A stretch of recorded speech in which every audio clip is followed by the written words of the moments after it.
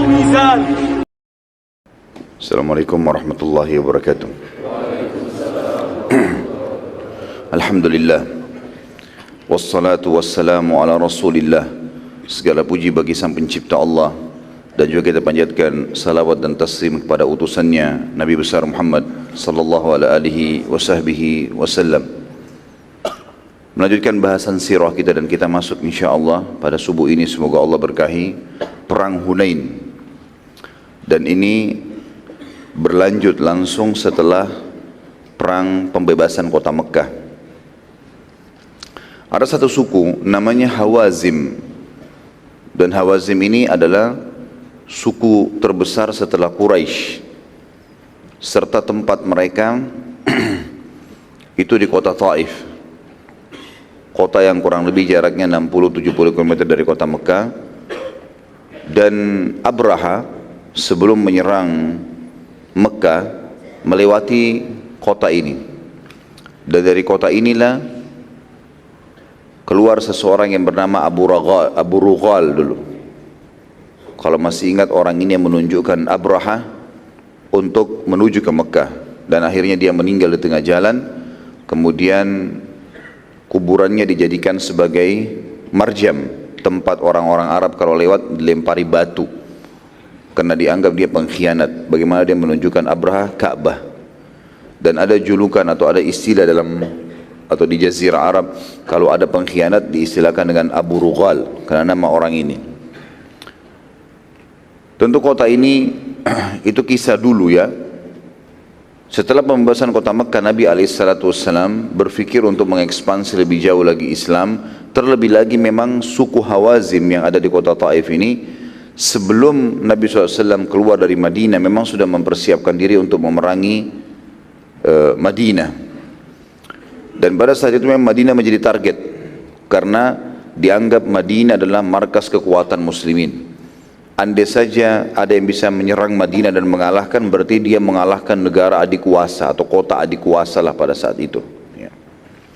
Hawazim ini mengumpulkan kekuatan bersama dengan suku-suku Arab yang masih tersisa, dan terkumpullah kurang lebih 12.000 personil perang. Dan pada saat itu, untuk memberikan semangat perang yang besar, maka Hawazim menunjuk satu orang anak muda dengan postur tubuh yang sangat kekar, gagah, suaranya lantang, pemberani, yang waktu itu umurnya masih 24 tahun. Namanya Malik bin Auf. Ditunjuklah dia sebagai pimpinan suku sekaligus pimpinan perang. Seluruh pecahan suku Hawazim ini, banyak sekali, ada puluhan pecahan cabang daripada suku Hawazim. Dan sebagaimana saya jelaskan teman-teman sekalian, di Jazirah Arab dan sampai sekarang masih berlaku itu, kalau seandainya ada seseorang memiliki kelebihan fisik, keturunan yang banyak, kaya raya, pintar, dikenal di tengah masyarakat, bisa dinisbatkan suku padanya. Nisbatkan suku kepadanya. Maka Hawazim induknya seperti Quraisy. Nanti di bawah Quraisy, di bawah Hawazim ini banyak sekali suku-suku kecil. Nah, semua pecahan suku Hawazim ikut berperang kecuali dua suku namanya Ka'ab dan Kilab. Ini enggak ikut-ikutan. Tentu tidak saya temukan sebabnya kenapa dua suku ini tidak ikut berperang, tapi yang jelas dua suku ini disebutkan tidak ikut berperang melawan muslimin. Nabi SAW waktu itu mengutus mata-mata yang berhasil memasuki kota Taif, menyamar menjadi masyarakat di situ, dan bergabung dengan pasukan musuh sehingga ia mengetahui seluruh informasi tentang kekuatan musuh, strategi perangnya, kemudian siapa pemimpinnya dan seterusnya. Namun sebelum ia tiba di Mekah, waktu sudah bawa informasi ini, ternyata pasukan musuh telah keluar meninggalkan kota Taif tanpa sepengetahuan orang tersebut, sahabat tadi itu. Sehingga pada saat dia tiba di Mekah, dia masih menginformasikan kepada Nabi SAW tentang kondisi di kota Taif. Dia tidak tahu menahu kalau pasukan sudah bergerak dari Taif keluar, ingin menuju ke Mekah. Karena Malik bin Auf sudah dengar kalau muslimin dan Nabi SAW sudah menguasai Mekah, maka dia akan bergerak menuju ke Mekah. Tapi subhanallah, Nabi SAW memiliki panduan wahyu, dan wahyu waktu itu memerintahkan Nabi SAW untuk segera keluar menuju ke kota Taif juga. Keluarlah Nabi SAW dengan niat mengejar kota Taif, tetapi Nabi SAW sendiri tidak tahu kalau ternyata pasukan sudah keluar, dan juga tidak diinformasikan masalah, tapi perintah wahyu menyuruh dia keluar SAW. Musuh keluar pada saat itu, keluar dari kota Taif dan melewati sebuah lembah namanya Hunain. Dan Hunain ini lembah yang sangat luas, sampai sekarang masih ada. Saya tidak tahu apakah teman-teman kalau umroh bisa melewati lembah itu atau menuju ke kota Taif. Kalau bisa dengan visa umrohnya bagus sekali untuk mampir. Lembah yang sangat luas, dihimpit dengan gunung-gunung batu yang besar. Dan memang dia lembah yang sangat dalam ya, dari atas itu harus turun, lembah yang dalam, dikenal dengan Hunain. Sampai hari ini pun masih dikenal dengan nama yang sama. Musuh pada saat itu sudah berhasil tiba di Hunain, dan ternyata Malik bin Auf mengirim mata-matanya, dan dia mendengar kalau Nabi SAW sudah keluar dari Mekah.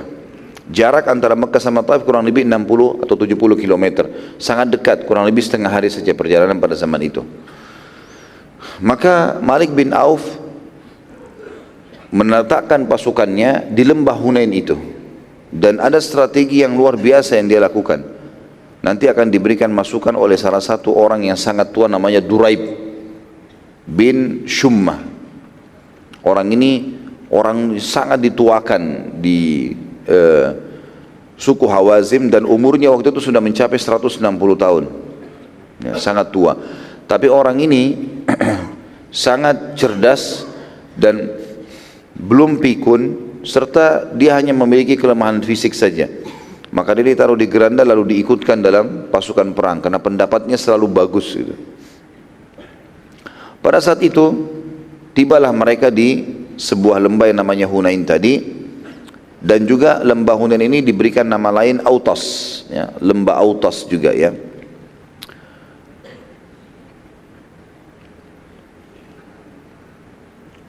Malik bin Auf pada saat itu mengeluarkan sebuah instruksi yang unik.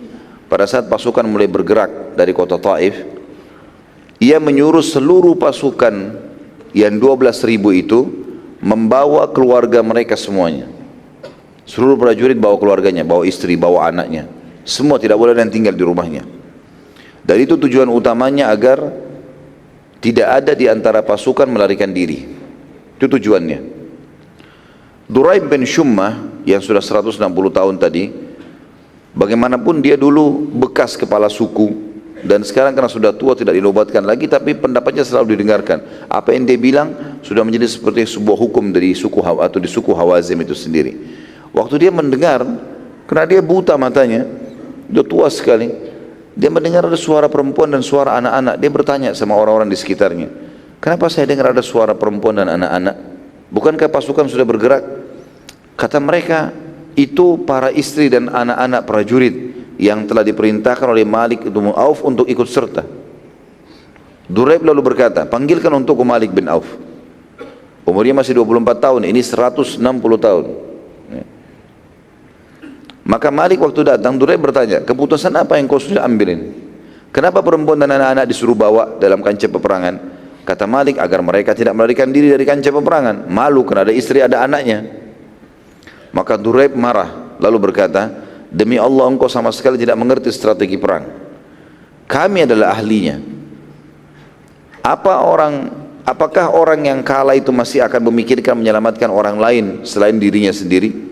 Kalau sampai kalah, orang nggak akan pikirkan keluarganya lagi, istri, anaknya. Udah dia nggak pusing dia bagaimana selamat. Maka nggak ada gunanya bawa perempuan dan anak-anak.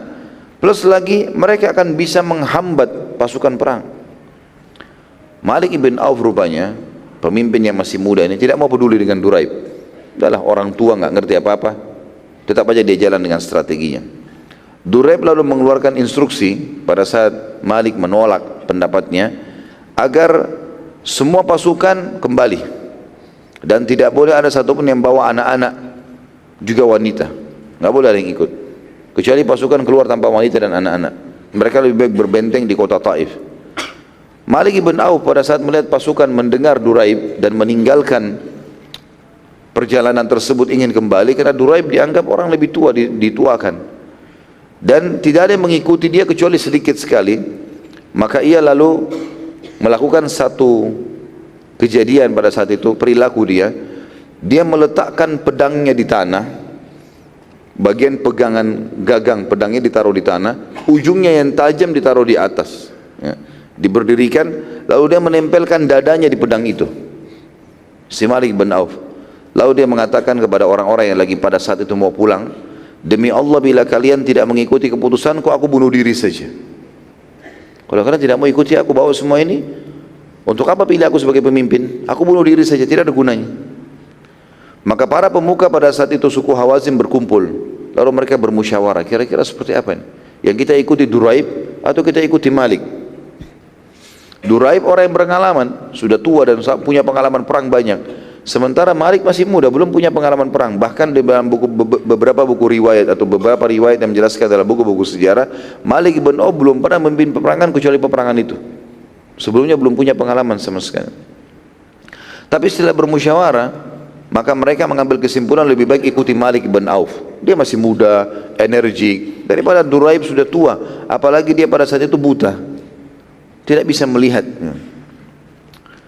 Maka pada saat itu akhirnya kembalilah pasukan, dan Duraib sudah tahu, diberitakan kepada dia, ya, kalau tetap pasukan akan bergerak seperti keputusan Malik.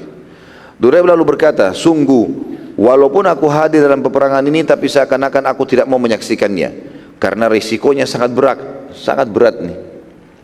Duraib lalu bertanya, lembah apa ini? Pada saat mereka sudah turun di lembah Hunain tadi, atau Autas, para prajurit mengatakan Hunain. Duraib tahu betul lokasi itu, maka dia mengatakan tempat yang sangat bagus untuk peperangan, karena dia dihimpit oleh gunung-gunung batu. Kalau kita lebih dulu tiba di lokasi itu, maka musuh pada saat turun bisa kita serang langsung. Lalu dia mengatakan, panggilkan untuk Malik bin Auf lagi. Malik datang lagi. Lalu Duraib berkata, bila di pendapat pertamaku engkau tidak mau dengar, maka jangan engkau tolak pendapatku yang kedua. Ini saranku.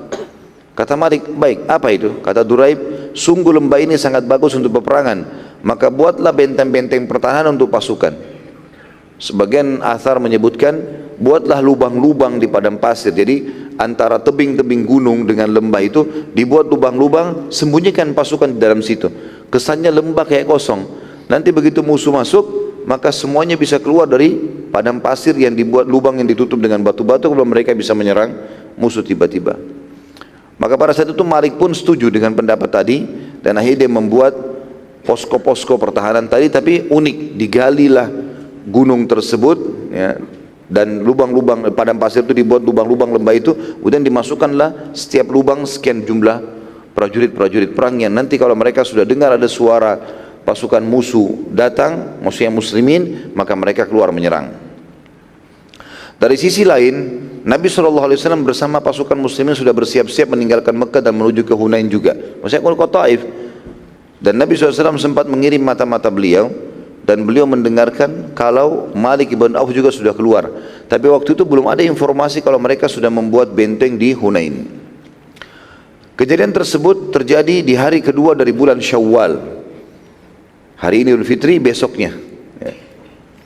Setelah Nabi SAW menghabiskan kurang lebih 19 hari di Mekah, bersama Nabi SAW keluar pasukan lengkap dari muslimin yang datang dari Madinah, 10.000 orang, dan ditambah lagi 2.000 dari para mu'allaf yang masih musyrik. Ditambah lagi, 2.000 orang bercampur antara mu'allaf dan ada yang masih musyrik, seperti Safwan bin Umayyah bin Khalaf. Hanya partisipasi berperang karena antara Quraisy dengan Hawazim memang ada persaingan dari dulu, ada permusuhan sebelum Islam, dan Safwan bin Umayyah bin Khalaf yang keluar karena membela kaumnya sementara ia masih dalam keadaan musyrik. Dan ini juga keluar sebuah hukum di sini. Kalau ada pasukan jihad berjalan, misalnya dari Indonesia keluar, contoh saja, kemudian ada warga Indonesia yang ikut karena ingin membela Indonesia sendiri, mereka non muslim, itu dibiarkan saja ikut, tapi tidak ada urusannya dengan masalah pahala jihad apa segala macam, tidak ada urusannya masalah itu, karena Nabi SAW melibatkan kaum musyrikin pada saat itu. Tapi mereka tidak punya peran sama sekali, bukan jadi pemimpin pasukan, bukan prajurit biasa. Nabi SAW melihat di pasukan terdapat banyak dari prajurit tidak punya senjata waktu itu, karena yang baru bergabung kurang lebih hampir 2.000 orang ini nggak punya senjata, yang 10.000 punya senjata.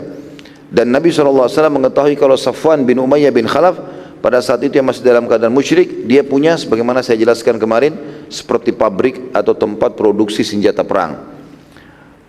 Maka Nabi SAW menemui Safwan lalu berkata kepadanya, wahai Safwan, berilah untukku senjata untuk melengkapi pasukan yang tidak bersenjata. Lalu Safwan berkata, Safwan ini orang yang sudah kalah sebenarnya dan belum masuk Islam pada saat itu. Dia mengatakan, apakah secara paksa hai Muhammad, kau minta ini secara paksa karena kau memimpin sekarang? Atau ada cara lain? Kata Nabi SAW, sama sekali tidak. Tapi pinjaman dengan jaminan sepenuhnya akan kembali padamu utuh. Artinya, saya pinjam sekarang semuanya, kemudian nanti akan dikembalikan utuh. Kalaupun ada yang rusak, saya akan ganti dengan yang baru. Maka Safwan pun setuju. Dan ini juga menandakan ada pintu muamalah dengan orang-orang kafir dalam senjata perang. Ya. Kalau muslimin butuh, beli dari mereka. Boleh kita beli, boleh kita pakai. Kalau di antara mereka yang mau menunjukkan tentang kantong-kantong tempat orang-orang kafir sebagaimana terjadi pada perang Khaybar, ya, kita sudah jelaskan benteng-benteng Khaybar banyak terbuka justru karena orang-orang Yahudi yang ketakutan, akhirnya mereka menyampaikan kepada Nabi SAW dan terbukalah benteng-benteng tersebut. Jadi kita tidak boleh dalam peperangan teman-teman kaku. Akhirnya kita menganggap pokoknya kafir bunuh saja. Enggak. Mungkin dia bisa mendapatkan hidayah, mungkin dia bisa menjadi petunjuk bagi muslimin. Maka harus para pemimpin cerdas ya, pada saat itu. Safwan lalu meminjamkan Nabi SAW kurang lebih 3.000 baju besi dan perlengkapan lainnya seperti pedang, tombak, anak panah dan seterusnya. Nabi SAW juga melihat ada di antara prajurit yang tidak memiliki harta yang cukup untuk melanjutkan perjalanan jihad. Dan ini menandakan juga teman-teman sekalian bahwasanya jihad itu butuh pengorbanan bukan cuma jiwa tapi juga harta. Dan pentingnya seorang muslim memiliki sumber-sumber harta yang akhirnya membantu dia untuk bersedekah, membangun masjid, rumah anak yatim, bersedekah, apa saja dia lakukan, kebaikan-kebaikan. Karena memang harta ini sebagaimana sabda Nabi SAW dalam sebuah hadis, nikma malu salih biadi abdis salih. Sebaik-baik harta yang baik, senikmat-nikmat harta adalah yang halal, yang baik di tangannya orang saleh. Berarti orang mukmin harus memiliki harta sehingga mereka bisa berinfak. Dan tadi dalam sholat subuh kita itu Ustaz Mukhlis sempat membaca masalah ayat infak dan sedekah, di mana Allah Subhanahu wa taala akan memberikan perumpamaan kalau orang berinfak di jalan Allah maka seperti dia menanam sebuah bibit dan memiliki 7 cabang ranting pohon, dan di setiap cabang juga ada sekian banyak, ada 100 biji dari hasilnya, dan Allah melipat gandakan siapapun yang dia inginkan dari balasannya gitu. Nabi SAW melihat ada sebagian pasukan yang tidak punya harta untuk melanjutkan jihad, maka Nabi SAW meminjamkan dari penduduk Mekah harta secukupnya akan dikembalikan setelah pembebasan atau perang Hunain. Ini juga sebuah poin penting tentang bolehnya seseorang kalau mau pergi jihad ya, meminjam biaya-biaya peperangan tetapi dengan keyakinan penuh kalau akan bisa dikembalikan. Dalam bab utang juga seperti itu. Kalau misal contoh tiba Idul Adha misalnya terjadi di pertengahan bulan Masehi, anggap tanggal 15 misalnya, ini contoh saja, dan antum bekerja terima gajinya tanggal 30. Sekarang kita mau kurban, gak ada duit, bolehkah saya utang dulu? Jawabannya boleh saja dia utang, karena sudah yakin ada sumbernya gitu. Tahu itu, dia akan bisa membayarnya gitu. Kalau tidak dia lakukan sekarang mungkin luput, karena kalau lewat hari Nahar tanggal 10 Zulhijjah dan hari Tasyrik 3 hari setelahnya, maka sudah tidak ada lagi kesempatan untuk berkurban di hari yang diperintahkan oleh Allah Subhanahu wa taala. Luput itu. Sama dengan akikah, anak kita lahir di hari ke-7 diakikahkan. Baik, mungkin jatuh temponya pas di pertengahan bulan. Kalau kita tidak lakukan maka lewat hari ke-7 yang merupakan hari yang paling afdal. Maka dia utang dulu, asal dia sudah tahu sumbernya bisa dia bayar, nggak ada masalah. Masuk dalamnya juga jihad. Yang penting seorang muslim pada saat utang dia menulis wasiat. Ya, ini sesuai dengan sabda Nabi SAW, janganlah seseorang di antara kalian memiliki sesuatu yang jadi bebannya nanti di akhirat lewat dari 3 hari di benaknya kecuali sudah ditulis dalam bentuk wasiat. Saya punya utang sama si fulan, saya berharap ahli waris saya membayarnya. Dan tentu dia juga menjalankan sunnah Nabi SAW dalam hadis yang lain, siapa yang utang niat membayarnya maka Allah akan memudahkan dia membayarnya, dan siapa yang utang tidak niat membayar dari awal maka Allah akan mempersulit dia untuk membayarnya. Jadi tentu teman-teman sekalian kemuliaan Islam dan Nabi SAW, ya, bagaimana bisa pasukan yang menang pasti, yang sudah pasti menang menguasai Mekah, memiliki semuanya. Jadi satu Mekah ini sebenarnya harta rampasan perang, tapi Nabi SAW pada saat sudah memaafkan, selesai. Orang mukmin tidak akan menjilat ludahnya lagi. Sudah selesai, sudah dimaafin, bebas, nggak ada lagi apa-apa. Jadi orang Mekah memiliki hak itu. Lalu Nabi SAW utang dari musuh yang sudah dikalahkan. Ini sebuah kemuliaan yang luar biasa. Nabi SAW kemudian meninggalkan Mekah dan meletakkan di Mekah sebagai pemimpin pengganti beliau alaihissalam adalah seseorang yang masuk Islam, baru masuk Islam, sahabat dekatnya Abu Sufyan, Utad ibn Usaid. Masih ingat kisahnya nggak? Utad ibn Usaid yang duduk sama Abu Sufyan, ya, bersama dengan Harith ibn Hisham, yang dia mengatakan waktu Bilal naik azan di atas Ka'bah, ya, bersyukur Usaid tidak melihat hamba sahaya ini azan naik di atas Ka'bah dan bertakbir, gitu kan. Maka ini Utad masuk Islam bersama dengan Abu Sufyan. Utad ini memang orang yang dewasa, pintar, memang pemimpin, kepala suku. Maka Nabi SAW memberikan dia jabatan. Ini juga pelajaran penting teman-teman sekalian. Walaupun mu'allaf, tapi kalau orang itu layak di bidangnya, dikasih. Sama juga kasus pernah saya ceritakan tentang Amr bin As radhiyallahu anhu. Baru 3 bulan masuk Islam, sudah dijadikan pemimpin perang. Padahal di pasukannya ada Abu Bakar, ada Umar, ada Uthman, ada Ali, ada sahabat-sahabat yang senior. Karena khusus untuk penyerangan suku itu Amr bin As yang paling menguasainya. Maka kita di sini melihat teman-teman sekalian, jangan karena dia mu'allaf lalu kita mengatakan sudah kamu belum bisa. Ini aja yang senior, ya, enggak. Islam melihat seseorang sesuai dengan keterampilannya. Kemudian Nabi SAW juga sebagian ahli sejarah mengatakan menunjuk Utad karena Utad memiliki fisik yang sangat kuat, menguasai Mekah, dan juga Nabi SAW menemukan dia berakal, cerdas, dan punya prinsip. Pada saat dia syahadat, Nabi SAW tahu orang ini tidak akan murtad.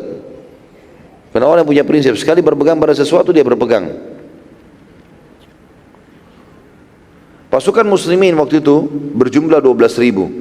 Dan juga pasukan kafir 12.000.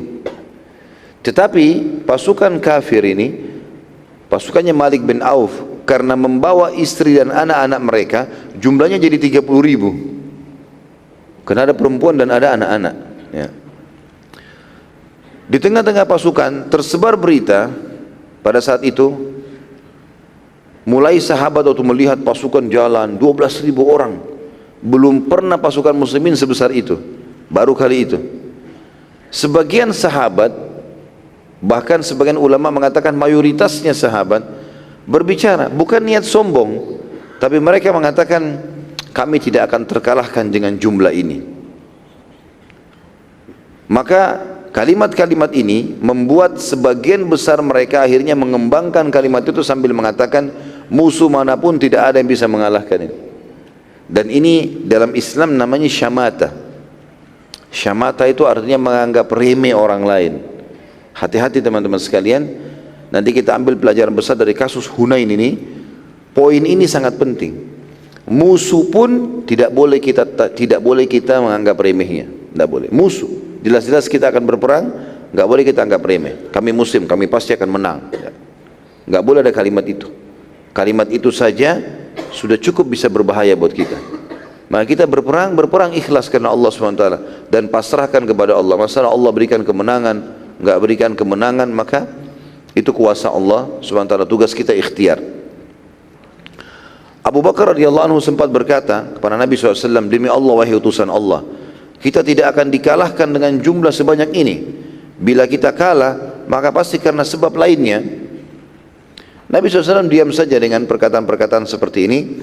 Lalu pasukan sempat melewati sebagian suku Arab yang masih menyembah berhala, dan mereka menjadikan pohon terbesar di wilayah mereka sebagai sesembahan selain Allah yang Maha Kuat.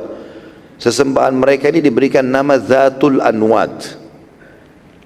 Sebagian dari pasukan yang baru masuk Islam tiba-tiba berkata, wahai utusan Allah, buatkanlah kami Dhatul Anwad sebagaimana mereka juga memilikinya. Jadi pohon itu kebetulan dijadikan sebagai tempat menggantungkan pedang, menggantungkan perisai, mohon-mohon sama pohon tersebut. Syirik kepada Allah, kufur. Tapi mereka mu'allaf baru masuk Islam. Maka Nabi SAW menjawab, mengatakan, Allahu Akbar, sungguh kalian telah mengucapkan kalimat seperti yang diucapkan oleh Bani Israel kepada Musa alaihissalam. Mereka mengatakan pada saat baru depan matanya Allah tenggelamkan Fir'aun, mereka semua saksikan.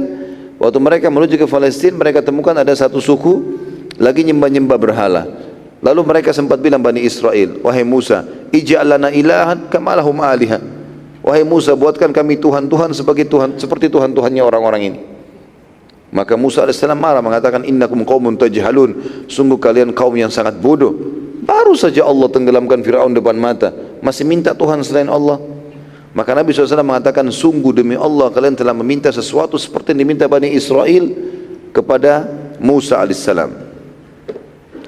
Nabi SAW lalu memerintahkan sahabat-sahabat ini atau orang-orang yang baru masuk Islam untuk bertaubat kepada Allah SWT, dan mereka pun akhirnya baru memahami kalau itu adalah hal yang tidak boleh.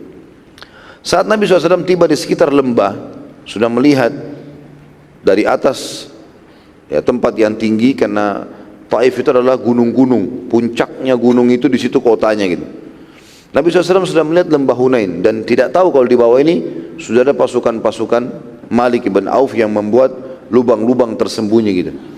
Maka Nabi SAW memerintahkan agar seorang sahabat mendaki bukit tertinggi dan memantau keadaan pasukan Hawazim.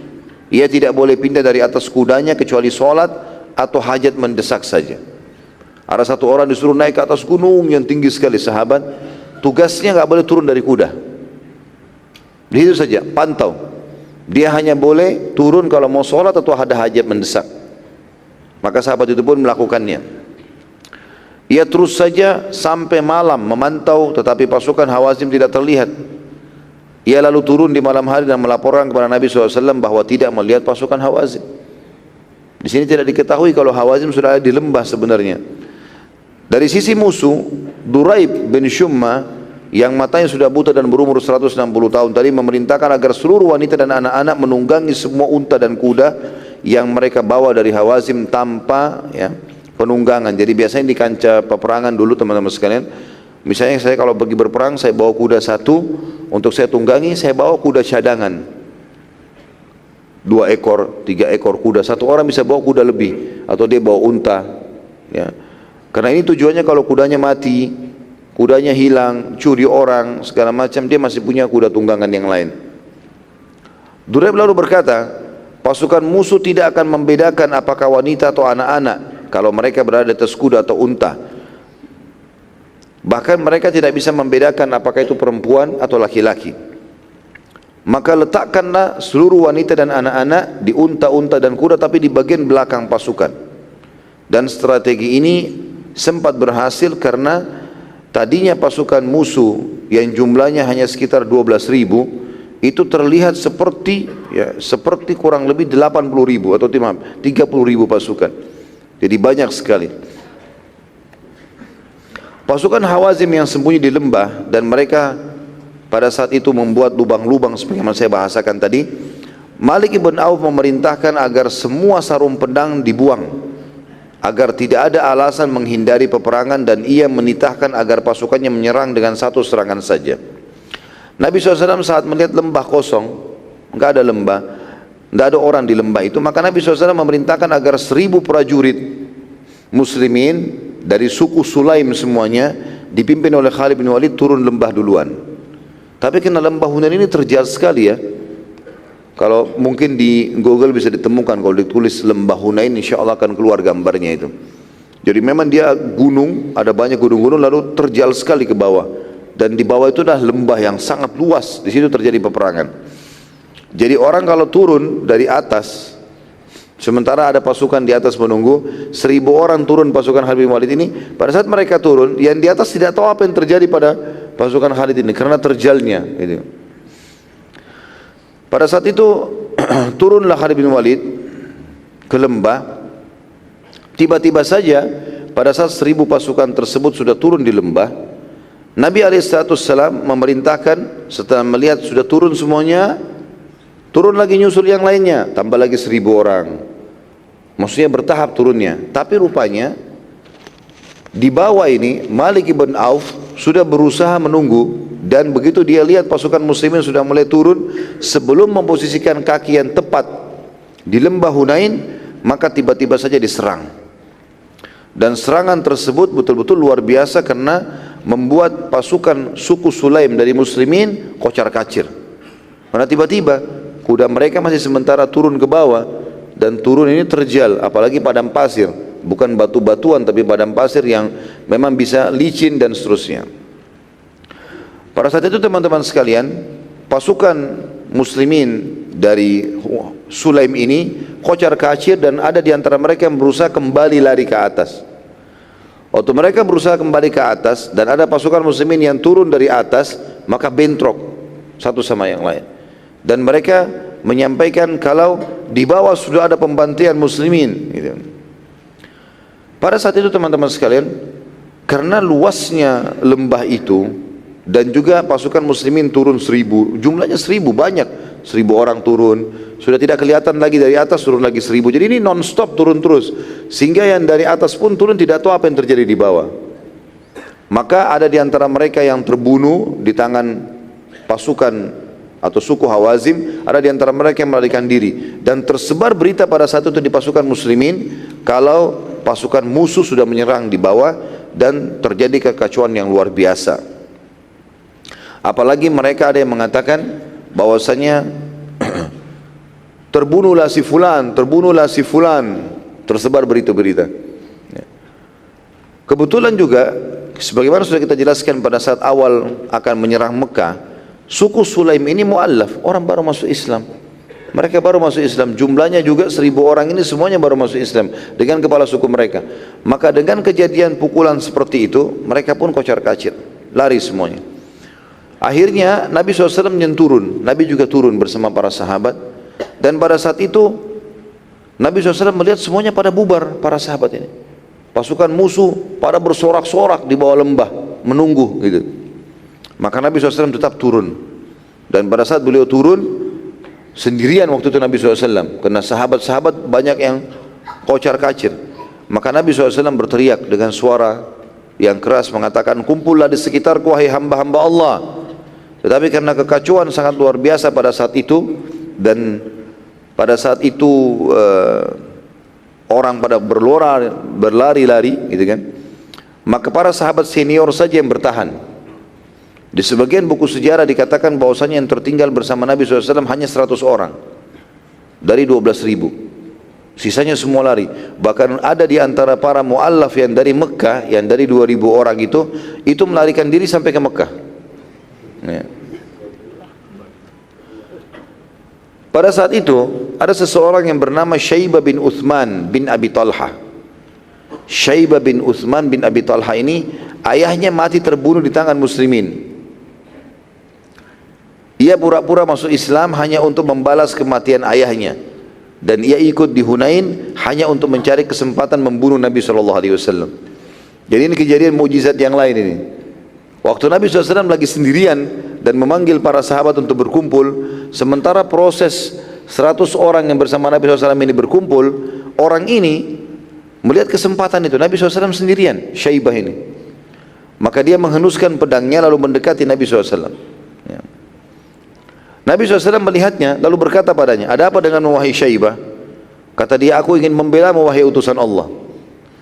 Nabi SAW berkata, beristighfarlah kepada Allah. Waktu itu Nabi sendirian, sahabat lagi tidak ada. Syaibah beristighfar, mengatakan astagfirullah. Lalu Nabi SAW meletakkan lagi tangannya yang mulia di dada Syaibah, yang saat telapak tangan Nabi SAW diangkat, Syaibah pun berkata, tiba-tiba aku menemukan Nabi SAW manusia yang paling aku cintai, padahal sebelumnya aku sangat membenci dia. Dan aku tiba-tiba merasa dadaku terlapangkan buat Islam, dan sekarang terbalik. Gara-gara perbuatan Nabi SAW ini, maka Syaibah balik menghenuskan pedangnya tadi yang penuh, pedang terhunus tadi, dia membunuh Nabi SAW, dia membela Nabi SAW. Jadi berdua dengan Nabi. Kuasa Allah SWT. Sampai akhirnya terkumpullah sahabat-sahabat Nabi di situ, Abu Bakar, Umar, Uthman, Ali, Talha, Zubair berkumpul semua, termasuk paman Nabi SAW Abbas, yang kurang lebih tadi saya katakan jumlah mereka 100 orang. Maka Nabi SAW berkata kepada Abbas, wahai Abbas, panggillah orang-orang, suruh mereka kembali. Abbas ini saya sudah katakan kemarin, suaranya sangat lantang, keras, sampai dia kalau mau panggil pengembala dombanya dari depan rumahnya saja, suaranya kedengaran di padang pasir gitu, ya. Abbas mulai memanggil, wahai hamba-hamba Allah, kumpullah, ini adalah utusan Allah. Tapi masih saja pasukan berserakan ini, karena kacau ini, ya. Kalau mereka lagi lari, ya, ini susah untuk ditahan. Maka pada saat itu tidak berkumpul, serta umumnya masih melarikan diri. Nabi SAW mengatakan, wahai Abbas, panggil, katakan, wahai orang-orang yang telah membaiat di bawah pohon, kumpullah. Yang 1.400 orang di kesepakatan Hudaybiyah, yang juga ikut di Khaybar, panggil mereka. Maka Abbas mengatakan, wahai para pembaiat di bawah pohon, mana baiat kalian? Mendengarkan kalimat baiat ridwan, dan sudah pernah kita jelaskan pada saat kesepakatan Hudaybiyah, kalau Nabi SAW setelah dibaiat, para sahabat meletakkan tangan di atas tangan Nabi SAW lalu mengatakan, aku janji setia Rasulullah hidup mati untuk agama Allah. Maka Nabi SAW mengatakan, tidak ada seorang pun di antara kalian kecuali pasti ahli surga, ada jaminan surga. Begitu dipanggil, wahai ahli baiat ridwan, wahai ahli syajara, yang baiat di bawah pohon, maka para sahabat tiba-tiba mulai mendengarkan, tersebar berita Rasulullah memanggil ahli syajara dipanggil. Sebagian mereka menceritakan kejadian tersebut saat Nabi SAW memanggil pembaiat atau para pembaiat di bawah pohon.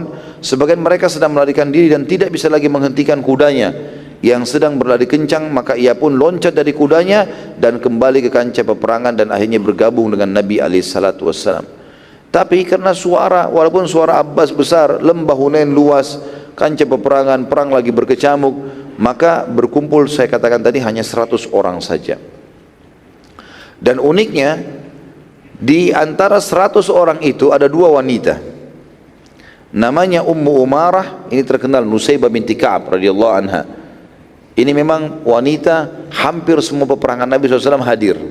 Ummu Umarah, ya, yang pada saat Nabi SAW di perang Uhud mengatakan, waktu seluruh anak-anak panah dan tombak-tombak Quraisy terarahkan padaku di Uhud, aku menemukan Ummu Umarah atau Nusaybah binti Ka'ab radhiyallahu anha. Itu Nusaybah binti Ka'ab mematah-matahkan anak panah dan tombak tersebut.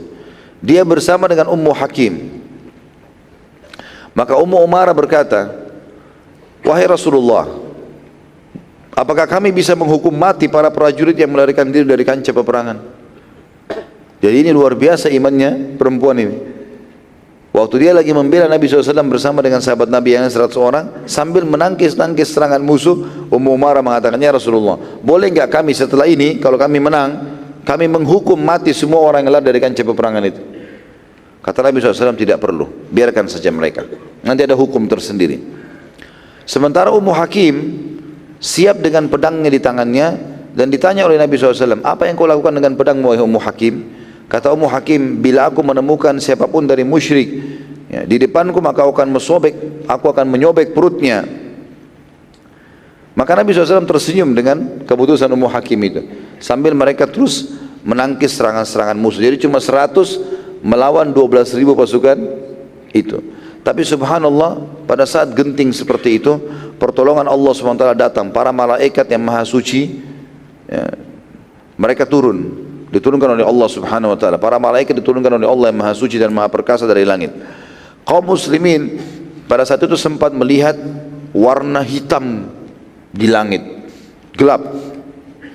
Dan saat warna hitam itu mendekati lembah dan tersebar di seluruh lembah, ada salah seorang dari mereka mengatakan, kami kesulitan membersihkan lebah-lebah hitam yang menempel di badan salah seorang di antara kami. Jadi pada saat itu tiba, ternyata warna hitam itu mendekat lembah, dan yang ketimpa muslimin adalah seperti lebah-lebah warna hitam. Dan mereka berusaha membersihkan saking banyaknya lebah-lebah itu. Tapi orang-orang kafir Quraisy, orang-orang Hawazim, nanti ada di antara mereka yang masuk Islam menceritakan masalah itu. Di antaranya Malik ibn Auf nanti masuk Islam, pimpinan perang mereka. Itu menyaksikan banyak sekali pasukan berkuda putih, ya, yang di atas kuda tersebut terdapat laki-laki menggunakan baju-baju yang berwarna putih dan berbadan kekar, serta mereka bercahaya. Ini tentu pasukan malaikat yang datang membantu Nabi SAW karena pasukan kocar-kacir pada saat itu. Saat melihat kejadian tersebut, Hawazim ketakutan karena jumlah pasukan malaikat banyak sekali, walaupun tidak disebutkan jumlahnya. Kalau di perang Badar disebutkan tentang jumlah mereka, ya, berapa ribu yang malaikat yang datang, tapi di sini tidak disebutkan. Tetapi pasukan malaikat penuh di lembah tersebut. Maka pasukan Hawazim untuk lihat pasukan malaikat datang, mereka pun bubar, lari, kocar-kacir sekarang.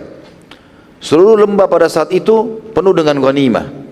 Spontan saja mereka lari semuanya, meninggalkan pedang, perisai, segala macam. Dan seperti yang dikatakan oleh Durab, ya, kalau pasukan pada saat kocar-kacir, mereka tidak akan membawa lagi atau memikirkan istri dan anak-anak mereka.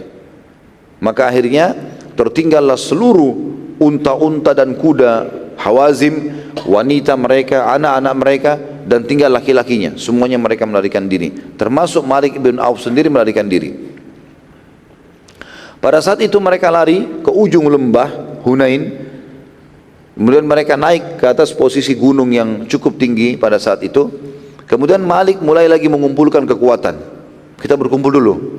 Ghanimah kita semua, pedang-pedang dan perisai kita semuanya ada di bawah. Anak perempuan kita di bawah. Kita harus melawan lagi. Pada waktu yang bersamaan, muslimin yang tadinya kocar-kacir itu mulai masuk bersama Nabi SAW. Lalu Nabi SAW memerintahkan kejar. Dikejarlah oleh sebagian sahabat. Lalu kemudian Malik bin Auf terus mengumpul pasukannya, mengatakan biarkan, mereka menyerang biarkan, kita kumpul terus. Sampai jumlah mereka terkumpul waktu itu Malik bin Auf kurang lebih 10.000 orang. Karena mereka jumlahnya 12.000. Mereka terkumpul 10.000 orang. Lalu pasukan muslimin, karena Nabi SAW mengatakan siapa yang sudah masuk lembah kejar Malik bin Auf, kejar. Jadi ada 2 orang, ada 5 orang, ada 10 orang, ada 100 orang, kejar. Jadi pasukan muslimin tidak berkumpul jadi satu. Maka setiap kali ada pasukan muslimin yang mendekat, kata Malik bin Auf, kira-kira dari suku mana itu? Siapa yang menyerang ini? Mereka bilang dari ciri khasnya ini suku Sulaim. Ya, rupanya suku Sulaim ini mereka punya ciri khas, dikenal. Setiap suku Arab dulu punya ciri khas dalam berperang. Di antaranya suku Sulaim ini meletakkan cemeti mereka di bagian kepala kuda. Jadi tempat meletakkan anak panah itu bukan ditaruh di punggung belakang, tapi ditaruh di bagian kepalanya kuda, di depan untuk mudah diambil. Itu ciri khasnya suku Sulaim. Maka mereka tahu dari situ gitu. Maka kata Malik bin Auf, biarin aja, suku Sulaim bukan ahli perang, kumpul aja terus. Selang beberapa waktu datang lagi beberapa orang dari muslimin, lalu ditanya oleh Malik bin Auf, siapa mereka ini? Kata orang-orang, ini adalah penduduk Madinah, dari sahabat-sahabat Muhammad. Dan ciri mereka meletakkan cemeti panah mereka di bagian belakang kuda. Jadi caranya untuk mengambil anak panah, mereka dari belakang ambil. Itu penduduk Madinah, ciri khasnya. Kata Malik, tidak usah khawatir, tetap berkumpul, kita masih bisa melawan mereka. Selang beberapa waktu datang lagi kelompok muslimin yang ketiga, jumlahnya lebih besar lagi. Dan mereka meletakkan cemeti mereka di bagian kuping kudanya. Jadi diikat dengan bagian tali pinggirnya itu ada cemeti ditaruh di situ, tempat peletakan anak-anak panah. Maka Malik bertanya, siapa mereka ini? Kata mereka, sahabat Muhammad tapi dari penduduk Mekah. Lalu Malik bertanya lagi, siapa yang bersama mereka itu yang memiliki imamah berwarna kuning? Kebetulan di pasukan penduduk Mekah ada satu orang ikut tapi imamahnya kuning gitu. Maka mereka berkata, itu Zubair bin Awwam. Apa kata Malik? Kalau begitu sekarang lari. Ya. Kenapa terjadi ini teman-teman sekalian? Rupanya Malik bin Auf ini punya kisah sendiri dengan Zubair.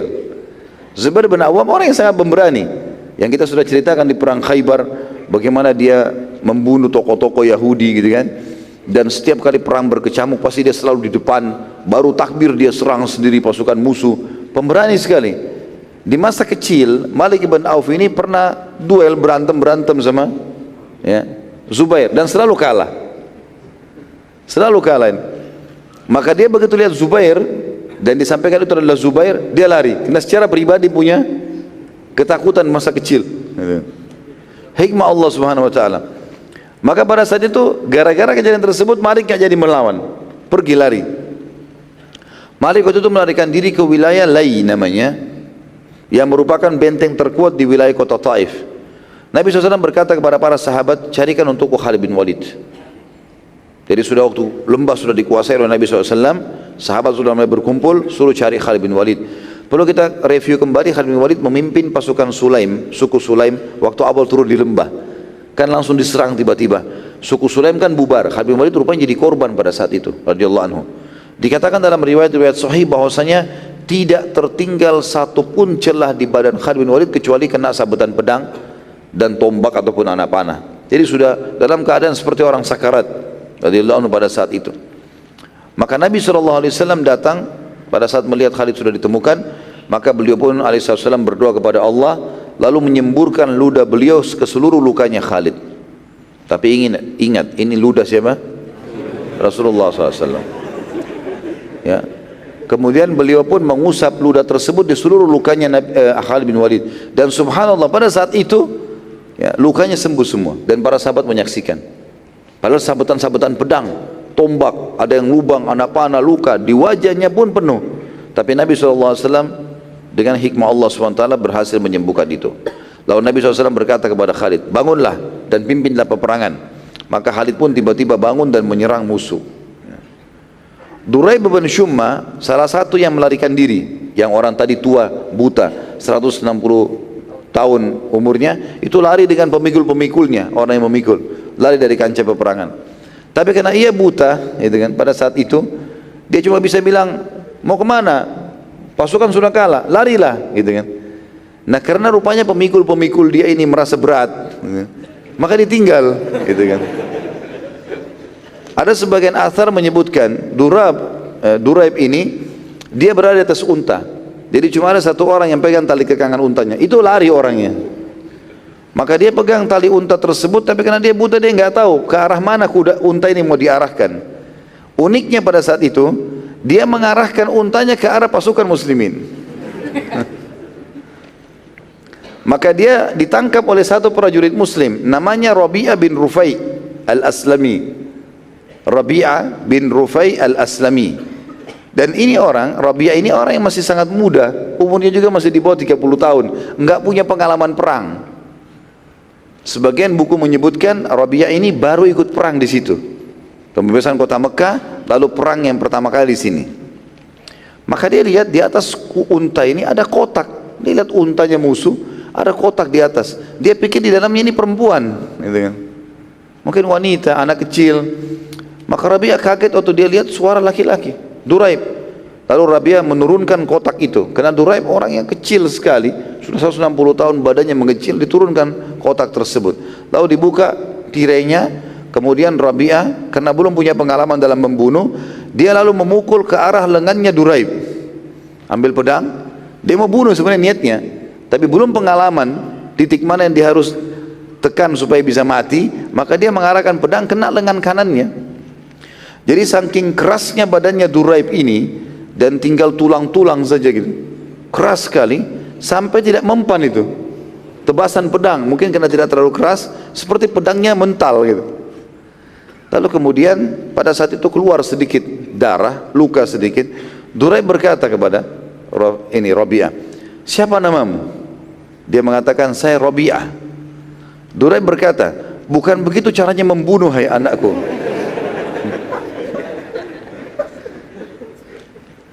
Maka Duraib mengajarkan Rabi'ah begini caranya membunuh, gitu. Lalu Duraib mengatakan, hai anak muda, jangan pakai pedangmu karena pedangmu kurang bagus untuk membunuh. Kata Duraib, sini pedangmu dulu, dilihatin. Karena dia orang buta, Rabi'ah kasih gitu. Dipegang sama dia, gak bagus pedangmu ini, gak bisa dipakai membunuh. Lalu diambil pedangnya, dia bilang, ini pakai pedang saya membunuh. Kata si Duraib ini. Diambillah pedangnya tersebut, lalu kemudian Duraib mengajarkan cara membunuh itu seperti ini. Tusuklah bagian ulu hati, tusuklah bagian perut, tebaslah leher, ya. Diajarkan, tapi dia dengan memberikan isyarat saja.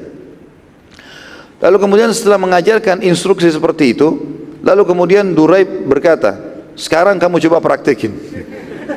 Suruh bunuh dirinya. Tapi sebelum dibunuh, maka Duraib berkata, bila aku terbunuh, sampaikan kepada ibumu, kenanglah bagaimana para wanita terselamatkan. Kebetulan Duraib ini mengenal ibunya Rabi'ah, karena dia sudah senior tua, dia rupanya dulu punya jasa.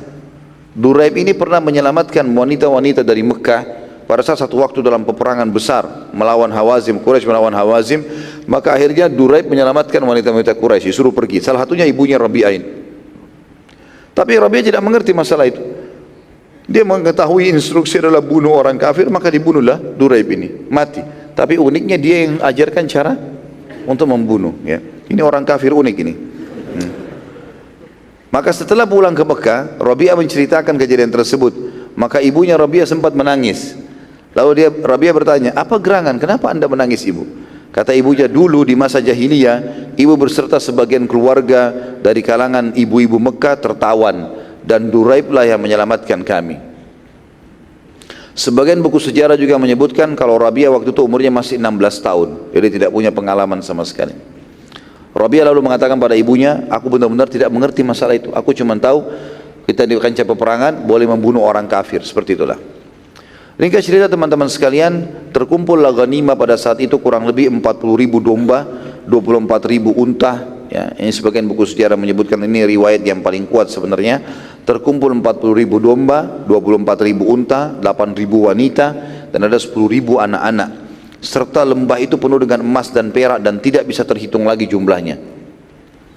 Seperti yang dikatakan oleh Duraib, yang kalah pasti tidak akan pernah bisa membawa apa-apa. Maka Nabi SAW memerintahkan untuk mengumpulkan seluruh ghanimah tadi, dikumpulkan di sebuah wilayah namanya Bi'rana atau Ji'rana.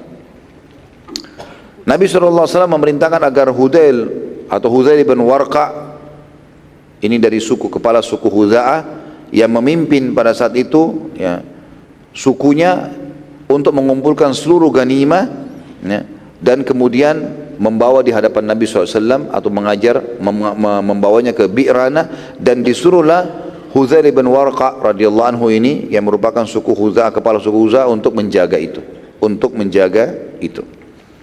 Baik, kita akan tutup teman-teman sekalian dengan penyerangan terhadap kota Taif. Nabi SAW lalu menggerakkan seluruh pasukan yang sudah berkumpul untuk menuju kota Taif, karena lembah Hunain sudah dikuasai. Pasukan sudah melarikan diri.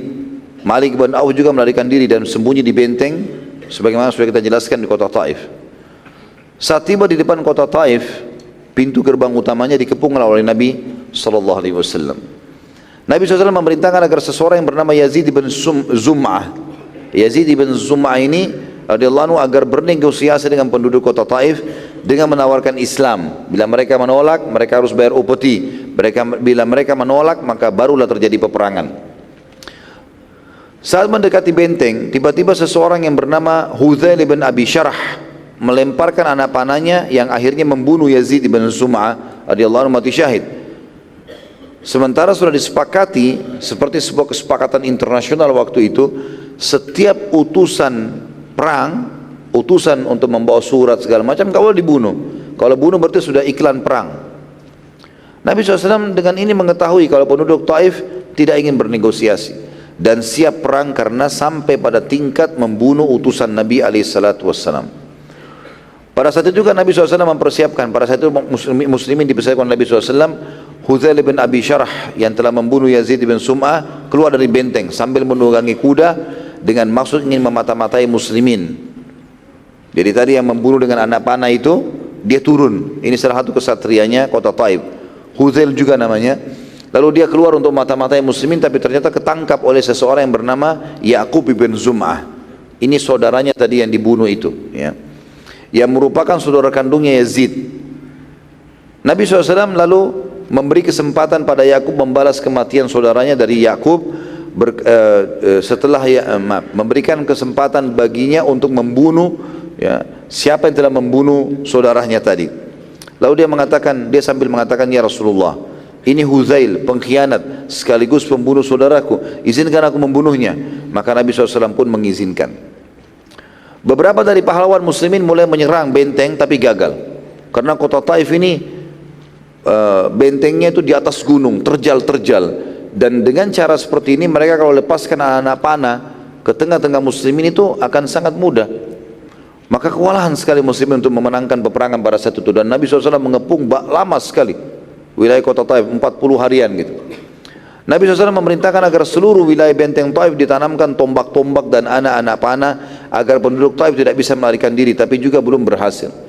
Jadi di sekitar pintu gerbangnya, di depan-depannya semua itu digali, tancapin tombak-tombak sehingga keluar runcing-runcingnya tombak tersebut dengan anak-anak panah supaya mereka tidak bisa keluar, ya.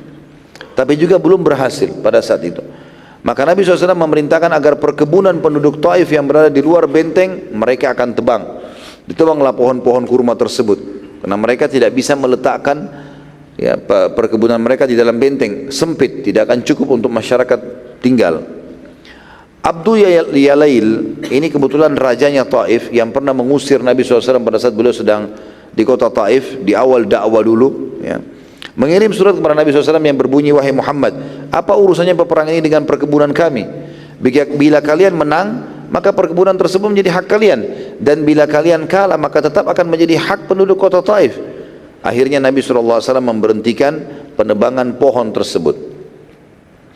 Perlu kita garis bawahi teman-teman sekalian, sebenarnya pemimpin Taif yang sebenarnya adalah Urwah bin Mas'ud. Tapi waktu itu dia keluar meninggalkan Taif, maka digantikan oleh Abdu Yalail. Waktu itu Urwah bin Mas'ud ada di negeri Syam, tepatnya di kota Jarash, dalam rangka mempelajari pembuatan meriam dengan tujuan menyerang Madinah. Memang tujuannya untuk itu. Dia pergi ke negeri Syam mempelajari, ya, waktu itu ada bola-bola batu yang besar dibentuk sedemikian rupa lalu ditaruh di dalam sebuah alat, dilepas talinya kemudian terlempar dengan jarak jauh untuk menghancurkan benteng-benteng. Pada saat itu Uyainah bin Husn menawarkan diri kepada Nabi SAW. Masih ingat Uyainah bin Husn, ya? Masih enggak? Masih hidup enggak ini? Hah? Senyap sekali. Hidup, ya? Uyainah bin Husn atau bin Muhsin ini adalah pemimpin Qatafan yang awal ikut bergabung di Madinah, ikut dengan kecemburuan. Dia menawarkan diri kepada Nabi SAW, ya Rasulullah, biarkan saya negosiasi sama orang Taif. Saya tahu siapa mereka ini. Maka Nabi SAW mengatakan, baik, pergilah ke sana, ya. Kemudian uniknya pada saat dia masuk ke dalam sana, ya, waktu diiyakan oleh Nabi SAW, Uyainah, ya, diizinkan masuk karena mereka tahu Uyainah ini dianggap orang kafir dulunya, nggak tahu kalau sudah gabung dengan pasukan muslimin. Maka kemudian mereka berkata, ada berita apa dengan Muhai Uyainah? Uyainah bilang, ketahuilah bahwa pasukan muslimin sangat lemah, maka jangan pernah kalian menyerah. Padahal dia sudah muslim sekarang, ya. Bukankah kalian telah menyaksikan sendiri kalau di Hunain di awal peperangan kalian telah mengalahkan mereka? Maka sekali lagi bertahanlah, dan kalian adalah ahli perang dan pemilik benteng yang kokoh. Itu pengkhianatan itu Uyainah ini. Pada saat Uyainah kembali ke pasukan muslimin, Nabi SAW bertanya kepadanya, ada berita apa yang kau bawa hai Uyainah? Dia bilangnya, Rasulullah, sesungguhnya aku telah menakut-nakuti mereka. Seraya berkata, siapa kalian sampai ingin melawan Muhammad? Apakah kalian tidak melihat bagaimana pasukan muslimin telah menaklukkan Khaybar? Maka menyerahlah. Dia lupa kalau Nabi SAW Nabi, ada wahyu. Maka Nabi SAW mengatakan, apakah benar yang kau ucapkan hai Uyainah? Benar yang kau ucapkan ini? Dia bilang, iya benar. Nabi SAW mengatakan, engkau telah berdusta, tapi engkau telah mengucapkan begini dan begitu. Nabi rincikan kata-katanya Uyainah gitu. Pada saat itu Uyainah akhirnya ketakutan, dan dia baru tahu kalau Nabi SAW ini tahu semuanya gitu. Seperti kasusnya Abu Sufyan yang akhirnya kokoh imannya gara-gara itu. Maka dia pun akhirnya terdiam, dia nggak bisa ngomong apa-apa. Umar bin Khattab henuskan pedang. Ya Rasulullah, izinkan tebas lehernya.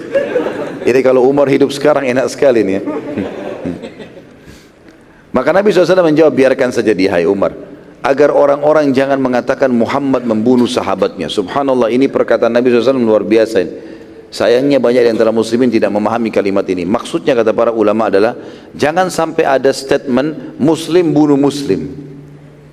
Di sini takbir, sana takbir. Mau masuk ke surga di bagaimana caranya? Membunuh sama muslim, nggak mungkin. Dan dalam hadis sahih kata Nabi SAW, sungguh murkahnya Allah memuncak pada orang yang membunuh seorang mukmin atau muslim. Tidak boleh, kecuali ada udzur syar'inya, gitu kan. Maka kita semestinya harus paham masalah ini.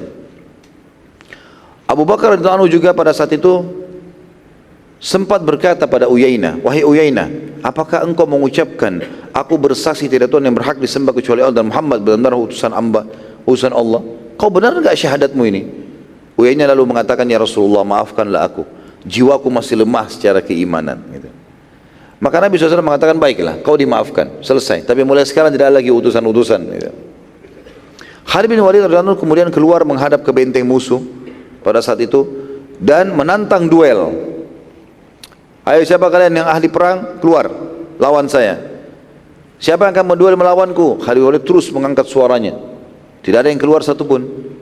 Lalu kemudian Khalid terus menantang sampai akhirnya mereka melempar surat ke Khalid bin Walid pakai anak panah. Isinya, hai Khalid, biar kau berdiri di tempatmu setahun, kami tidak akan keluar.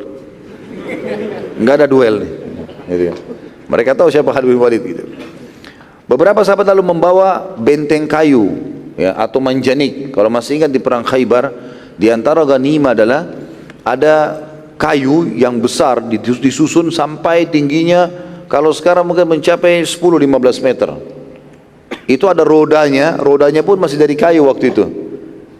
Dan ada tangga-tangga, sehingga untuk ke atas paling puncak pun bisa. Jadi dia seperti kotak, kurang lebih tingginya sekitar 10-15 meter, lebarnya sekitar 5 meter. Ya. Dari situ bisa diisi banyak pasukan-pasukan lalu didorong. Tujuannya adalah ditempelkan ke tembok benteng musuh, mereka bisa naik ke atas nanti. Seperti itulah. Dan di bagian depannya itu ditempel kulit-kulit hewan, karena biasanya cara menghancurkan alat seperti ini zaman dulu, mereka melemparkan anak-anak panah mereka yang ada apinya, sehingga kayu itu terbakar dan lagi rontok, gitu kan. Nah, untuk menahan supaya tidak dilempari panah-panah api ini, mereka letakkan kulit-kulit hewan. Itu pun dilumuri dibasahi dengan air, ya. Kemudian pada saat itu berusaha para sahabat untuk mendekatkan dengan tembok benteng. Namun penduduk Taif melempari benteng kayu tersebut dengan batu dan akhirnya merusaknya. Karena proses pembuatannya masih sangat sederhana waktu itu, maka cukup banyak diantara mereka yang berhasil merusak kayu-kayu tersebut, dan kelihatanlah sahabat yang ada di dalamnya, lalu mereka melemparkan dengan anak-anak panah. Maka cara ini pun gagal pada saat itu. Abu Bakar berkata, mendatangi Nabi SAW, ya Rasulullah, apa strategi perang baru? Semua sudah kita coba ini, tapi belum berhasil. Saat tiba di kemah Nabi SAW, Nabi pun berkata, wahai Abu Bakar, Allah baru saja memberitahukan kepadaku wahyu, kalau ia belum mengizinkan untuk membebaskan kota Taif. Upaya apapun yang kalian lakukan tidak akan menang. Allah sudah suruh cukup sampai sini, disuruh pulang. Abu Bakar berkata, apakah aku perintahkan orang-orang untuk pulang ya Rasulullah? Kata Nabi SAW, iya, suruh pulang semuanya. Sudah nggak ada gunanya lagi di sini. Pada waktu itu, ada seseorang yang bernama Abu Muhjin Ats-Tsaqafi, salah satu tokoh kota Taif, sedang ribut mulut dengan Umar bin Khattab. Jadi Umar bin Khattab keluar duel, keluarlah, tantang saya, perang gitu segala macam. Abu Muhjin ini dari atas benteng mengatakan, hai Umar, percuma, kami tidak akan lawan kamu. Umar mengatakan, kalian pengecut, apalah segala macam, lagi saling duel mulut. Abu Muhjin lalu berkata, sungguh kalian tidak tahu berperang, bahkan mengepung benteng saja sampai sekian puluh hari tidak bisa menembusnya. Tadi saya sempat keliru, bukan 40 sekian hari ya, 20 sekian hari Nabi SAW mengepung benteng ini. Umar lalu menjawab, kalian hanya seperti biawak yang sedang sembunyi dalam lubangnya karena takut pada musuh. Mau kemana kalian? Demi Allah kami akan menunggu walaupun setahun sampai kalian menyerah. Abu Bakar lalu mendekati Umar dan berkata, hai Umar, jangan ucapkan kalimat itu. Karena Nabi SAW telah memberitahukan kepadaku bahwasanya kota Taif tidak diizinkan oleh Allah untuk dibuka. Maka Umar bertanya kepada Abu Bakar, apakah engkau mendengar langsung dari Nabi SAW? Kata Abu Bakar, iya. Umar lalu berkata lagi, berarti kita balik? Kata Abu Bakar, iya. Beberapa sahabat yang masih semangat mau berperang, terutama orang-orang yang sempat melarikan diri di lembah Hunain, mereka kembali, mereka tidak menghadapi musuh sekarang, mau berperang, mau menunjukkan penyesalan mereka. Lalu mereka pun berkata kepada satu sama yang lain, demi Allah kita jangan balik sampai membuka kota Taif. Mereka belum dengar kalau Nabi SAW sudah terima wahyu nih. Mereka mendatangi Nabi SAW seraya berkata, wahai utusan Allah, izinkan kami menyerang dan menembus atau menebus kesalahan-kesalahan kami. Kata Nabi SAW, tidak bisa. Allah belum mengizinkan untuk membuka ini. Dan ini poin penting teman-teman sekalian. Bayangkan peperangan dipimpin oleh Nabi SAW, pasukannya Nabi SAW 12.000, dan ada sebuah hadis yang berbunyi, pasukan muslim 12.000 tidak akan terkalahkan. Ada hadis yang seperti itu, dihasankan oleh para ulama. Maka di sini teman-teman sekalian, kita perlu ambil pelajaran. Ada peperangan Nabi SAW menang, di Badar menang, gitu kan? Di perang Ahzab menang. Kemudian ada peperangan yang Nabi SAW dan pasukan muslimin terkalahkan, di Uhud misalnya. Ada peperangan yang Nabi SAW menyerang tapi tidak ada perlawanan, Mekah. Ada peperangan yang Nabi SAW menyerang tapi tidak sama sekali diizinkan oleh Allah untuk menang. Dan ini bisa terjadi. Beragam macam kejadian ini adalah pelajaran buat kita semua. Walaupun kita kuat, kita punya strategi, kita sudah berdoa, kalau Allah belum izinkan maka tidak bisa. Mirip dengan kasus penyerangan Konstantinopel, ya. Nabi SAW sudah menyebutkan kalian akan membebaskan Konstantinopel. Bayangkan dari zaman Yazid bin Muawiyah sampai kurang lebih berjalan itu, Yazid bin Muawiyah berkuasa di tahun 60-an Hijriah. Itu sampai terjadinya nanti di Sultan Fatih, ya, itu tahun 1453 Masehi. Jadi sudah sekian ribu tahun, 100 tahun baru kemudian terjadi. Padahal penyerangan non-stop terus terjadi. Kuasa Allah SWT. Allah ingin bukakan di tangan siapa, itu kuasa Allah Subhanahu Wa Taala. Maka karena mereka mendesak, ya, kata Nabi SAW, cobalah kalau kalian mau coba. Tetapi tidak akan ada kemenangan, tidak bisa. Allah sudah tutup itu. Maka mereka pun mencoba dengan kekuatan penuh, namun juga gagal. Karena anak-anak panah kota Taif banyak sekali. Mereka lempar anak-anak panah dari dalam kota, hanya menyerang muslimin. Nabi SAW waktu mereka melihat mereka kembali, banyak yang luka segala macam, kata Nabi SAW, bukankah sudah aku katakan? Allah belum izinkan, sekarang baliklah. Maka mereka pun mengatakan, wahai utusan Allah, kalau demikian, doakan saja agar mereka binasa. Kalau kita tidak izinkan oleh Allah, doakan supaya Allah hancurkan saja mereka. Maka Nabi SAW mengatakan, ya Allah berikanlah hidayah penduduk kota Taif. Bukan malah Nabi SAW doakan kehancuran, tapi Nabi SAW doakan hidayah. Nabi SAW saat itu belum langsung bubar, dan masih menunggu sekitar 10 hari, dengan harapan penduduk Taif datang dan masuk Islam. Juga memohon agar para tawanan dari kaum wanita dan anak-anak mereka dibebaskan. Tapi juga mereka tidak kunjung datang. Maka Nabi SAW pada saat itu mulai membagi harta rampasan perang. Kan banyak dari harta rampasan perangnya kan, ada wanita, ada anak-anak. Nabi tunggu 10 hari tidak ada penyerangan, supaya orang Taif tahu kalau kita bukan mau menyerang, udah tidak usah diserang, berhenti. Tapi masih di situ nunggu, ada nggak yang mereka datang mau menyerahkan diri, mau masuk Islam. Nabi SAW melihat tidak ada sama sekali, maka mulailah Nabi SAW membagi-bagi harta rampasan perang. Nabi SAW mulai membagi harta rampasan perang kepada para mu'allaf, dan dimulai pada saat itu dengan Abu Sufyan. Nabi SAW menyuruh Abu Sufyan diberikan 100 ekor unta, ditambah dengan 100 ukiah emas dan perak, ya, banyak sekali harta ini, ya, melimpah. 1 ekor unta saya sudah mahal sekali, apalagi 100 ekor unta plus 100 ukiah, ya, ukiah itu mungkin bisa, 1 ukiah itu bisa belasan atau mungkin puluhan kilo emas. Ini 100 ukiah, banyak sekali. Abu Sufyan waktu itu karena masih mu'allab, ya, dan walaupun dia sudah merasa tenang dengan Islam, dia lalu mengatakan juga, anakku Muawiyah wahai Rasulullah, minta juga harta buat anaknya di depan orang-orang. Kata Nabi SAW, berikan anaknya juga 100 ekor unta sama 100 ukiah emas dan perak. Abu Sufyan bilang lagi, anakku Yazid ya Rasulullah. Kata Nabi SAW, berikan juga anaknya Yazid 100 ekor unta dan 100 ukiah emas dan perak. Abu Sufyan pada saat itu meletakkan semua itu di atas selembar kain besar. Dia bawa kain besar, ditaruh semua di situ. Punya dia, punya anaknya Muawiyah, punya anaknya Yazid gitu. Dan pada saat itu saking banyaknya, dia berusaha mengangkat tapi tidak bisa karena beratnya. Lalu ia berkata, bantulah aku mengangkatnya gitu. Kata Nabi SAW, jangan, tidak ada, boleh ada yang bantu, angkat sendiri.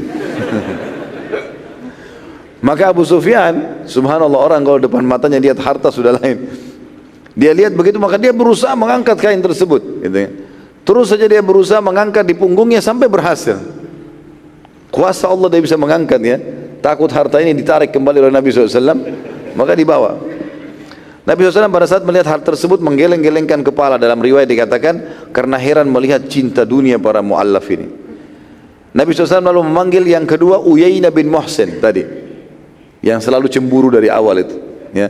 Pemimpin Ghatafan. Kata Nabi SAW, berikan dia 100 ekor unta dan 100 uqiyah dari emas dan perak ya. Bayangkan di sini teman-teman sekalian bagaimana Nabi SAW menarik hati para mu'allaf. Uyainah baru saja berkhianat tadi. Dia masuk ke Taif lalu dia mengatakan bertahanlah segala macam. Nabi SAW maafkan, masih dikasih uqiyah ya, masih dikasih 100 ekor unta dan 100 uqiyah. Nabi SAW panggil lagi Aqra bin Harith. Ini juga salah satu pimpinan suku Tamim ya, yang masuk Islam, masih mu'allaf. Kasih juga sama, 100 ekor unta, 100 uqiyah. Sampai itu dikenal dengan hari seratusan. Ya, begitu dikatakan dalam buku sejarah. Karena Nabi SAW suruh bagi 100 gitu. Kemudian dipanggil lagi Safwan bin Umayyah. Safwan bin Umayyah ini masih dalam keadaan kafir. Tapi kan dia ikut berperang. Dia juga pinjamkan senjatanya. Nabi suruh kasih 100 ekor unta. Kasih juga dia 100 ekor unta dan 100 uqiyah emas dan perak. Terus saja Nabi SAW membagi-bagi kepada para pemimpin dengan nilai yang sama, dan keluarlah istilah pada saat itu dari para sahabat orang-orang pemilik 100. Maksudnya adalah orang yang menerima selalu dengan angka 100. Seorang Badui baru masuk Islam mendatangi Nabi SAW dan dia berkata, wahai Muhammad, berikanlah aku seekor kambing.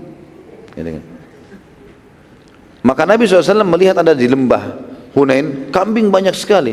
Jadi mengelompok-ngelompok gitu. Tapi tunjuk satu kelompok kambing mengatakan, ambillah, semua ini buat kamu. Orang ini mengatakan, wahai Muhammad, jangan olok-olok aku.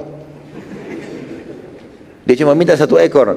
Kata Nabi SAW, tidak sama sekali. Ambil, untuk kamu semuanya. Maka orang itu pun mendatangi lembah Hunain untuk mengambil kelompok. Jadi banyak kelompokan kambing itu terlalu banyak ya.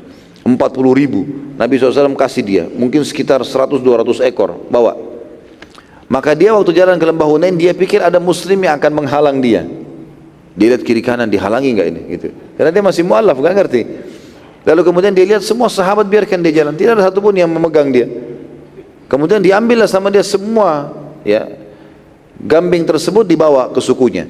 Dan pada saat itu diambil langsung dia pergi. Kebetulan suku dia di dekat lembah Hunain.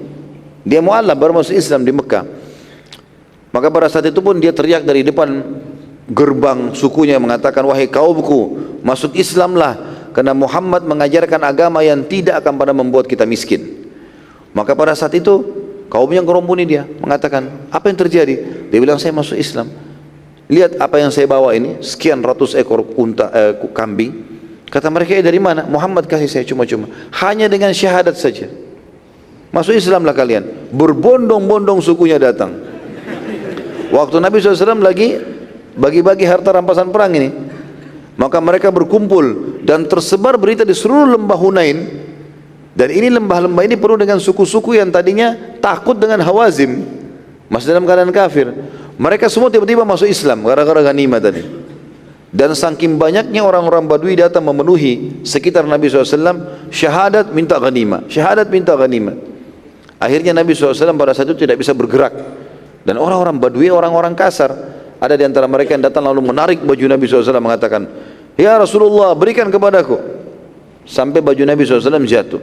Lalu beliau mengatakan, tenanglah hai manusia, kembalikan bajuku dulu. Dikembalikan baju Nabi SAW. Lalu beliau mengatakan, demi Allah, aku tidak akan menahan apapun untuk kalian. Aku akan bagi, tenang aja, gak usah berebut gitu. Sampai ya, pada saat itu mereka tenang dan Nabi SAW membagikan semua. Ada di antara orang Badui mengatakan, wahai Muhammad, berikan aku bagian, karena sungguhnya Quraisy kaum yang tidak adil. Omongannya kasar sekali. Minta ghanimah baru mencaci maki gitu kan. Umar dengar. Umar marahin. Sudah biasa lah. Maka Umar mengatakan, ya Rasulullah, penggal lehernya. Nabi SAW mengatakan, biarkan hai Umar ya. Lalu kemudian Nabi mengatakan kepada orang Badui tadi, luar biasa ya, orang ini udah berkata begitu, minta ghanimah, dikasih oleh Nabi SAW. Lalu Nabi masih tanya, apa kau sudah ridho? Orang itu mengatakan, iya, aku sudah ridho, gitu kan. Maka Nabi SAW terus memberi suku-suku Arab kecuali Ansar. Ansar nggak dikasih waktu itu. Dari Madinah belum dibagi. Ini semua orang-orang mu'allaf ini. Di dalam tawanan perang, nanti kita akan kembali ke kisah Ansar ya.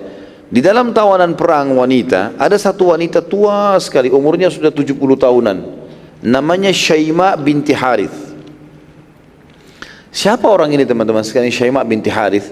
Harith ini adalah suaminya Halimah Sa'diyah, yang dulu menyusui Nabi SAW di Mekah, dari suku Sa'di. Nama suaminya Halimah adalah Harith.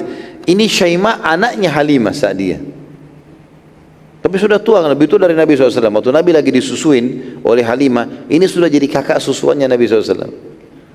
Dia teriak-teriak dalam harta rampasan perang ini, di kumpulan tawanan. Dia mengatakan, aku adalah saudari Nabi kalian. Para sahabat menjawab, kami tidak tahu kalau Nabi kami punya saudari. Nabi meninggal ibunya 6 tahun, ayahnya juga meninggal, dia masih 6 bulan di perut ibunya. Enggak ada saudaranya Nabi SAW gitu. Maka Syaima berkata, bawalah aku kepadanya.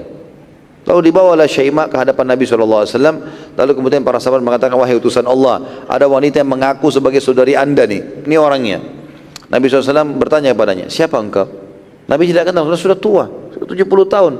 Nabi SAW waktu itu sampai umur 6 tahun saja tinggal di suku Sa'diyah. Selebihnya sudah tinggal di Mekah gitu kan, dan kemudian hijrah ke Madinah. Maka Syaima berkata, aku Syaima binti Harith As-Sa'di, aku adalah anaknya Halimah As-Sa'diyah. Nabi SAW berkata, apakah ada tanda kalau engkau adalah saudari susuanku? Ada sesuatu yang kau tahu? Kisah apa yang kau ingat? Maka kata Syaima, di pundakku terdapat tanda bekas gigitanmu dulu. Itu yang aku ingat, dulu pernah kau gigit pundakku, gitu kan. Maka Nabi SAW menjawab, engkau benar. Maka Nabi SAW pun memerintahkan agar Syaima dibebaskan. Bahkan sempat Nabi SAW tawarkan agar Syaima ikut ke Madinah, tapi dia lebih memilih untuk tinggal bersama kaumnya di kota Taif. Termasuk dalam tawanan perang adalah Suraka bin Malik al-Jush'umi. Masih ingat kita Suraka ini? Suraka ini waktu Nabi SAW mau hijrah ke Madinah dengan Abu Bakar, dia sempat mengejar, gitu kan? Kemudian kaki untanya tenggelam, gitu kan? Kemudian dia sampai 3 kali, karena dia ketakutan, maka dia mengatakan, hai Muhammad, berikanlah kepadaku jaminan. Ya, maka Nabi SAW mengatakan, baiklah, suruh Abu Bakar tulis surat jaminan kalau Suraka punya jaminan dari Nabi SAW. Dan pada saat itu tentu di dalamnya itu, atau ditulis pada saat itu oleh Abu Bakar di atas sebuah tulang ya, dan disimpan oleh Suraka. Nabi SAW pada saat itu dilaporkan oleh para sahabat ada dalam tawanan Suraka, minta tolong bertemu dengan anda ya Rasulullah.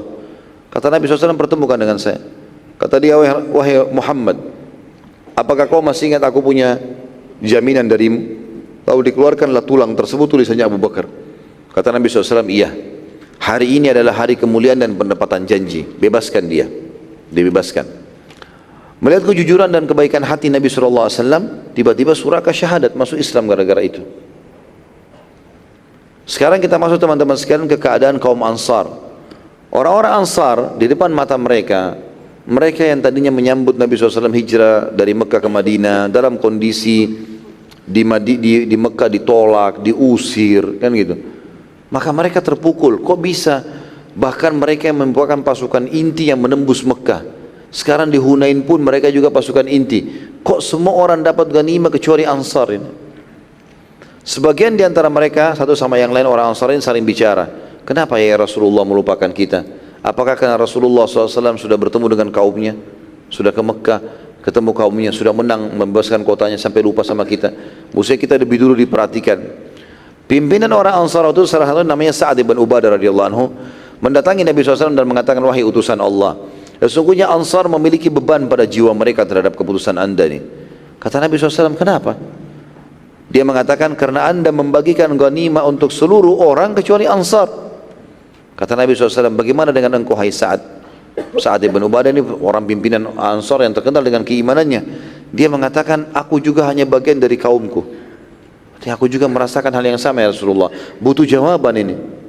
Maka Nabi SAW mengatakan, kumpulkan kaummu, jangan tinggalkan satupun dari Ansar kecuali sudah berkumpul, gitu kan. Dan tidak boleh ada yang hadir kecuali Ansar. Setelah mereka berkumpul dan hadir pada saat itu, Nabi SAW berkhutbah di hadapan mereka. Setelah tahmid, salawat untuk diri beliau SAW, beliau bersabda, wahai kaum Ansar, bukankah aku datang pada kalian di saat kalian sesat, lalu Allah beri hidayah? Bukankah saat aku datang kalian miskin, lalu Allah kayahkan kalian? Bukankah aku datang saat kalian berpecah belah, lalu kalian disatukan oleh Allah?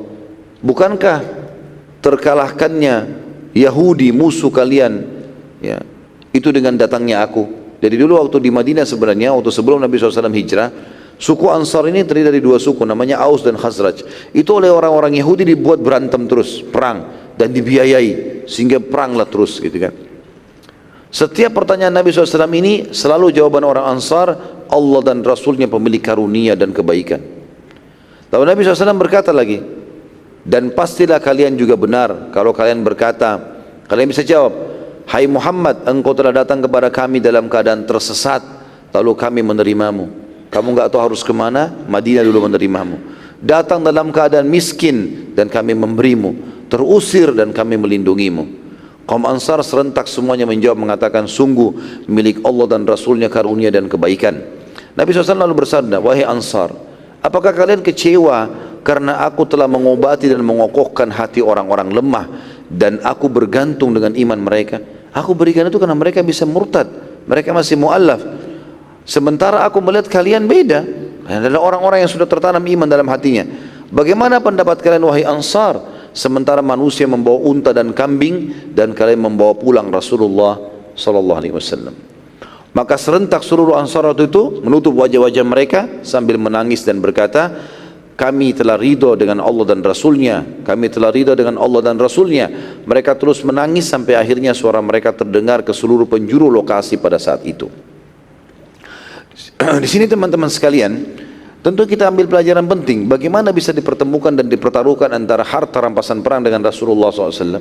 Gak mungkin. Maka pada saat itu pun Nabi SAW berdoa kepada Allah dan berkata, ya Allah, kasihanilah Ansar dan anak-anak Ansar, juga cucu-cucu Ansar. Dalam riwayat lain dikatakan, ya Allah, berkahilah, rahmatilah Ansar dan keturunan Ansar, dan anak-anak Ansar dan keturunan-keturunan Ansar. Ya Allah, musuhilah semua yang memusuhi Ansar, dan kasihanilah semua yang mengasihani Ansar. Maka seluruh Ansar pada saat itu berdoa dengan doa, bergembira dengan doa Nabi SAW, dan akhirnya mereka mengambil atau menerima keputusan itu. Dan ini juga pelajaran penting teman-teman sekalian, bagaimana para sahabat ridwanullahi alaihim, bagi mereka terpenting adalah masalah kenikmatan iman, bukan harta. Dan yang membuat orang-orang Ansar bisa menerima, sementara orang menerima 100 ekor unta, 100 ekor unta, 100 ukiah emas, dan sementara mereka tidak, hanya karena masalah keimanannya. Pada saat Nabi SAW akan kembali ke Mekah, tiba-tiba utusan Hawazim datang kepada Nabi SAW. Kita tutup dengan ini tentunya. Wahai Muhammad, kasihanilah kami. Setelah Nabi SAW bagi-bagi harta rampasan perang semuanya, wanita-wanitanya, anak-anaknya, hartanya semua sudah dibagi, gitu kan. Maka baru datang utusan kota Taif, Hawazim ini, baru keluar dari benteng setelah Nabi tunggu 10 hari. Dia mengatakan, wahai Muhammad, kasihanilah kami. Apalagi nikmatnya hidup setelah seluruh wanita dan anak-anak tidak lagi bersama dengan kami. Mereka rupanya selama 10 hari, semuanya laki-laki di benteng itu merasa sedih. Bagaimana tidak ada lagi istri dan tidak anak, tidak ada lagi wanita, tidak ada lagi anak-anak, hilang semuanya. Dibawa pulang oleh orang-orang karena jadi rampasan perang. Maka Nabi SAW mengatakan, demi Allah, aku tidak menunggu selama waktu ini semua 10 hari kecuali berharap kalian datang dan memohon serta masuk Islam, gitu. Sekarang semua sudah di tangan orang-orang, enggak mungkin aku ambil kembali. Lalu utusan Hawazim mengatakan, tolonglah hai Muhammad, lakukan sesuatu. Kata Nabi SAW pada saat itu, bertanya kepada mereka, mana yang kalian lebih sukai, keluarga kalian atau harta kalian? Pilih salah satunya, istri, anak, atau harta. Maka mereka mengatakan, tentu kami tidak akan mendahulukan sesuatu dari nasab kami, artinya pasti keluarga kami dahulukan. Maka Nabi SAW mengatakan, bila sudah nanti aku akan kumpulkan manusia, bila aku sudah kumpulkan manusia, aku akan berikan kalian kesempatan untuk menyampaikan hajat kalian, dan sampaikanlah hajat kalian. Saat muslimin dikumpulkan oleh Nabi SAW, semua disuruh kumpul. Sementara mereka sudah punya harta rampasan perang. Maka Nabi SAW memerintahkan agar seluruh pasukan pada saat itu mendengarkan keluhan suku Hawazim. Mulailah pimpinan mereka Hawazim berkata, wahai sekalian manusia, kasihanilah kami. Sungguh nasab kami telah terputus atau akan terputus, maka kembalikanlah keluarga kami kepada kami. Nabi SAW waktu dengar itu, sebelum sahabat menjawab, beliau berdiri. Lalu Nabi SAW mengatakan, kalau harta, maka kami tidak akan kembalikan. Tetapi wanita dan anak-anak yang ada di bawah naunganku, yang aku sudah miliki sekarang dibagi bagianku, maka ambillah untuk kalian semua. Karena kan tadi Nabi sudah bilang, kalau seluruh harta juga ditarik susah. Kalau emas, perak, unta sudah nggak bisa lagi diambil. Maka aku kembalikan yang di bawah naunganku. Mendengar pernyataan Nabi SAW, maka serentak kaum muhajirin berdiri dan berkata, siapapun di bawah naungan kami, milik kalian, demi kemuliaan Rasulullah SAW. Dan perlu juga kita garis bawahi ya, orang-orang Ansar tadi, yang mereka tidak dapat ghanimah itu adalah maksudnya harta ya, unta, emas, perak. Tapi tawanan dapat, perempuan dan anak-anak dibagiin gitu loh, dari tawanan mereka. Maka orang Ansar pun berdiri, ya, padahal mereka tidak dapat harta tadi. Mereka mengatakan semua yang di tangan kami milik kalian demi kemuliaan Rasulullah SAW. Tinggal ada beberapa orang ini. Yang pertama Uyainah bin Muhsin berdiri mengatakan, semua orang bilang ini milik kalian kecuali dia. Dia mengatakan, kalau yang di tanganku bukan punya kalian, ini punya saya, tidak mau, tidak mau dikembalikan. Kemudian berdiri juga seseorang namanya Abbas bin Mirdas, kepala sukunya Sulaim. Dia berdiri mengatakan, siapapun di bawah naunganku tidak akan aku kembalikan. Abbas bin Mirdas ini, kepala suku Sulaim, kaget waktu dia bilang, semua di bawah naunganku, perempuan dan wanita dan anak-anak tidak aku akan kasih. Ini harta rampasan perangku. Dia kaget waktu sukunya Sulaim malah berdiri serentak 1000 orang ya. Ada beberapa jadi korban, kurang lebih 900 sekian orang berdiri semua, lalu mengatakan, siapapun yang dibawa naungan kami adalah milik kalian demi kemuliaan Rasulullah sallallahu alaihi wasallam. Abbas ini lalu kaget, dia mengatakan kepada sukunya, sungguh kalian telah mempermalukanku. Aku bertahan supaya tetap dari rampasan perang, kenapa kalian kasih kembali? Ya. Lalu mereka mengatakan, hai Abbas, ini adalah Rasulullah, jangan kita tolak. Sudahlah kasih aja, kan ada uang, ada emas, ada perak, ada unta, untuk apa kita rebut wanita dan anak-anaknya orang? Lalu Nabi SAW datangi Uyainah, karena tinggal Uyainah di sini. Abbas hanya mengatakan, baiklah, saya bebaskan juga. Jadi tinggal Uyainah sendiri. Kata Nabi SAW, Nabi nego dengan dia nih. Ya. Hai Uyainah, bebaskanlah. Ya. Lalu kemudian Uyainah mengatakan, wahai utusan Allah, sudah jadi milik saya, ini milik kami. Waktu itu kebetulan Nabi SAW dekatkan Abbas sama Uyainah. Abbas waktu itu juga belum bebasin, dia nanti akan bebasin. Nabi SAW nego dengan keduanya. Nabi mengatakan, bebaskanlah. Kata mereka berdua, utusan Allah, ini sudah milik kami, kenapa harus dibebasin? Ini masih mu'allaf, masih lebih cinta harta gitu. Maka Nabi SAW mengatakan, aku akan gantikan kalian, asal bebaskan saja. Ganti dengan apa saja yang kalian mau, saya gantikan. Uyainah uniknya dia nego dengan Nabi. Dia bilang berapa? Padahal ini dapat tanpa peperangan gitu ya. Kata Nabi SAW, setiap satu jiwa 4 ekor unta. Berapa orang di bawah naungan kamu? 10 perempuan, 10 anak-anak. Baik, saya bayar setiap orang 4 ekor unta. Maka Uyainah bilang mengatakan, baik, saya setuju. Terima itu. Kembalikan semua wanita dan anak-anaknya Hawazim. Demikian pula dengan Abbas ya. Diajak negosiasi, tapi kelebihannya Abbas mengatakan, sudah ya Rasulullah, tidak perlu ada negosiasi, saya bebaskan sebagaimana kaum saya bebaskan. Maka dengan cara seperti ini Hawazim bebas keluarganya, istri anak mereka kembali semuanya. Pada saat itu dengan hikmah Allah Subhanahu wa taala, masuklah Islam di dalam hatinya pemimpin Hawazim namanya Malik bin Auf tadi, yang panglima perangnya yang 24 tahun itu. Malik bin Auf berkata kepada para prajuritnya, sungguh hanyalah setetes, ya, kita ini hanyalah setetes air di pulau yang besar. Semua suku Arab sudah tunduk dengan Muhammad. Kita tidak akan bisa menghadapi muslimin, dan setiap orang di antara kita bahkan tidak bisa menuju Taif, karena dia sembunyi di satu benteng dari benteng-benteng Taif. Ibu kota ini kita nggak bisa datangin, dan di dalamnya tidak bisa lagi keluar dengan aman. Malik ibn Auf meminta bertemu dengan Nabi SAW, lalu dia mengikrarkan Islamnya. Nabi SAW menguji kebenaran masuk Islamnya Malik ibn Auf dengan mengutusnya menyerang Taif. Sekarang kau sudah masuk Islam, coba serang kotamu sendiri. Maka Malik ibn Auf pun menunjukkan kejujuran Islamnya, dia pun menyerang dan mengepung Taif. Tapi tentu saja sebagaimana sudah disampaikan, Taif tidak akan bisa dibuka pada saat itu. Nabi SAW lalu menuju ke kota atau wilayah Ji'rana, tempat terkumpulnya tadi ghanimah itu. Lalu kemudian beliau mikot di situ. Beliau pakai ihram, lalu kemudian beliau masuk untuk umroh lagi di Mekah. Maka keluarlah istilah pada saat itu dalam buku-buku fikih kita, ada mikot lain namanya Ji'rana, sekitar 30 km dari kota Mekah. Pada bulan Zulhijjah tahun 8 Hijriah, Nabi SAW kembali ke Madinah dan memerintahkan agar haji dilindungi dan dijaga gubernur Mekah dari pihak Nabi SAW yang bernama Utat ibn Usaid tadi. Dan Nabi SAW juga memerintahkan agar Abu Bakar radhiyallahu anhu memimpin haji dari Madinah pada tahun 8 Hijriah itu. Jadi untuk pulang, jadi kan penyerangan Hawazim tahun 2, hari kedua dari bulan Syawal, gitu kan. Kemudian mereka sudah menang sampai di Madinah kurang lebih di akhir bulan Zulqa'dah. Kemudian Nabi SAW memerintahkan agar tahun itu ada haji. Lalu menyuruh Abu Bakar memimpin haji, tapi Nabi belum haji pada saat itu. Kemudian Nabi SAW haji tahun depannya, di tahun 9 Hijriah yang dikenal dengan Haji Wada. Dan pada tahun itu kebetulan pemimpin kota Taif yang bernama Urwa bin Mas'ud Al-Thaqafi balik dari negeri Syam, tepatnya dari kota Jarash. Dan dalam perjalanan dari Jarash ke Taif, Urwa mendengarkan semua kejadian dengan izin Allah, maka Islam pun masuk dalam hatinya dan Urwa langsung menuju ke Madinah dan mengikrarkan Islamnya. Ini pimpinan Taif. Nabi SAW sangat gembira dengan masuk Islamnya Urwah ini karena dia raja Taif dan yakin Taif setelah itu akan takluk.